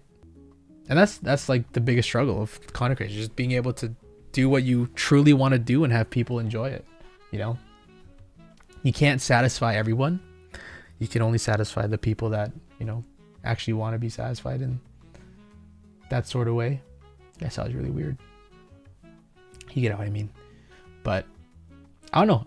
I love Osu, but I'm kind of past the point of making content for it. Like I might, you mean, like I know OWC is like almost done or something like grand final soon. I don't know, something like that. I saw Canada lost. That sucks. The fucking British ruining my life again. Just kidding. But like I just want to do fun stuff, you know, just play random games. Like as much as bad as it sounds, like playing League, pretty fun, especially Arcane. No spoilers, by the way. If you haven't watched Arcane, watch it. It's a good show. You know, I've been playing a fuck ton of Maple. I still play Maple Story. I know you guys don't like Maple Story. I still fucking play Maple Story. But other games, you know, I've been watching. I took a snippet of watching like I'm a Cutie Pie. If you guys don't know him, a League streamer. He played this Korean dating sim. Dude, that shit looked so fire. Like I should play that. You know what I mean? So that's kind of what I want to do. Just kind of play games, but also I still want to do exciting stuff. Like I said, I love interacting with you guys. You guys are much funnier than I am. You guys are also less funny than I am a lot of times, to be honest. But when I do get to interact with you guys, it is truly one of like the most funs I have on stream. So I would love to do more stuff with you guys. What that is, I have no idea. You know, 1v1s are fun and all, but sometimes it gets a little boring, right? It's always fun, but you know, when you start doing the same thing over and again, that always gets repetitive. But I just want to do more stuff with you guys. It's fun. You guys are fun people. But that's kind of where I'm at with content creation. I am coming back. I promise. For real this time. Hopefully this doesn't happen again. If something does happen again, I'll try to be more transparent. Now that you guys know what's kind of happening. At least the gist of what's happening behind the scenes. I will start uploading to YouTube and start streaming again. I can't say regularly just yet because I'm still in fucking limbo. Like I said, the landlord has agreed that I can stay here as long as I want, but he can change his mind whenever. So I'm just holding my breath still, right? Not everything is okay. And like I said, my dad still doesn't live with me. I don't know what the fuck's going on, but for now, I'm in the middle of the ocean, but there's no tides just yet. You know, there's no big waves. I'm just floating. You know, I'm just floating. I'm still in the middle of the ocean, but I'm floating. So, which is ironic because I actually don't know how to swim in real life. I will be streaming again. I don't know how often I'll be streaming, but I will be streaming again. Not once a month or anything like that. At least I will be streaming like anywhere between 4 to 12 times a month. That's a really, you know, really rough estimate, but like again, like I don't know what's happening in my personal life anymore. So it's just whenever I can, I will. If I ever get to a point where I can make a schedule, I will let you guys know. As for YouTube, I will be uploading again. But yeah, that has been my year and a half. Just a whole lot of what is going on, and dear Lord. But at the end of the day, I'm trying. I'm still trying. Thank you. You deserve. I really don't, but thank you for the $100, man. And I appreciate you guys being here. Again, I truly don't know how this many people still show up, even though I've been gone for way too long. But I really do appreciate you guys. I know I'm just some person on the internet that's saying that, and you can just hear me say it. You don't exactly know how much I mean it, but I really do. You guys have given me everything. I haven't had the ability to give everything back, but I hope to one day. I really hope I do one day. That's what's been going on. Thank you so much, Pav. That's a lot. That's a lot. You know, everything. I hope. I know this isn't enough. Like, you know, that's my boy right there. That's my boy. You see what I'm saying? That's my. A tier 1 sub to zombie _ I will try my cheese to keep going. Smile. But I can't finish my ending talk. You guys keep doing this shit. How am I supposed to finish my speech, man? Holy fuck. The tough times to get to the good times, even though it he can finish it for me. Got to push through and because I'm not gonna have a chance forward. To speak. You got this, Browski. There's always a good ending. I appreciate it. I really do. And thank you. For 16 months. And thank you, everyone. I know you got. I kind of get. You know, I know. I got some pretty crazy people in my chat that are able to, you know, donate and piss me right the fuck butts. Just because you guys aren't able to, you know, donate, sub or whatever. Just being here and just hearing me out. That's all you know. I live a life where, you know, I have people that, you know, listen to me, like my friends. Like I wouldn't be here without you guys, and of course, like my IRL friends. Like if I didn't have the system that I have now with my friends, I don't know where I'd be mentally. But you know, having parents that don't quite understand what you're saying, and especially the person you care about the most kind of go against whatever you're saying, it's always pretty hard. So when people take the time out of their day to just listen to what I guess is an excuse of why I'm gone, it really does mean a lot. It really does. So I appreciate everyone that's been here. I will try my best to come back to streaming. I will come back. Let me just get that out of the way. I'm just trying to let you guys know I haven't given up. But again, thank you guys for being here. Whether it's here on Twitch or the people that are watching it on YouTube, of course. Best way to come back. Thank you to everyone who supports me, whether it's the donations, the subs, the bits, all of that stuff, or the people that just come and stop and say hi, or the people that watch my videos on YouTube and subscribe there. All of it means a lot. They all mean the same, whether it's someone saying hi, how are you doing, versus someone giving me a crazy amount of donations. I appreciate it all the same, and I always will. So thank you. Anyways, you stupid. But yeah, anyways, again, thank you from the bottom of my heart. I say this every time I do this shit, and I'm starting to run out of my streamer privileges. Is that what you call it? Where like you can come back and then just be depressed, and then, you know what I mean? Like, I'm starting to run out of these. Again, seriously, from the bottom of my heart, the support you guys show me every time I come back, I don't deserve it, but I'll try my best to put in the effort that you guys give me. Thank you. I really do appreciate all of you. So thank you. And to the guys on YouTube. I never forgot about the YouTube frogs. That's where I started. I'll never forget. Don't you worry. Anyways, I'll see you guys. Have a good night. I'll be back. And it's good to be back. Take care, guys.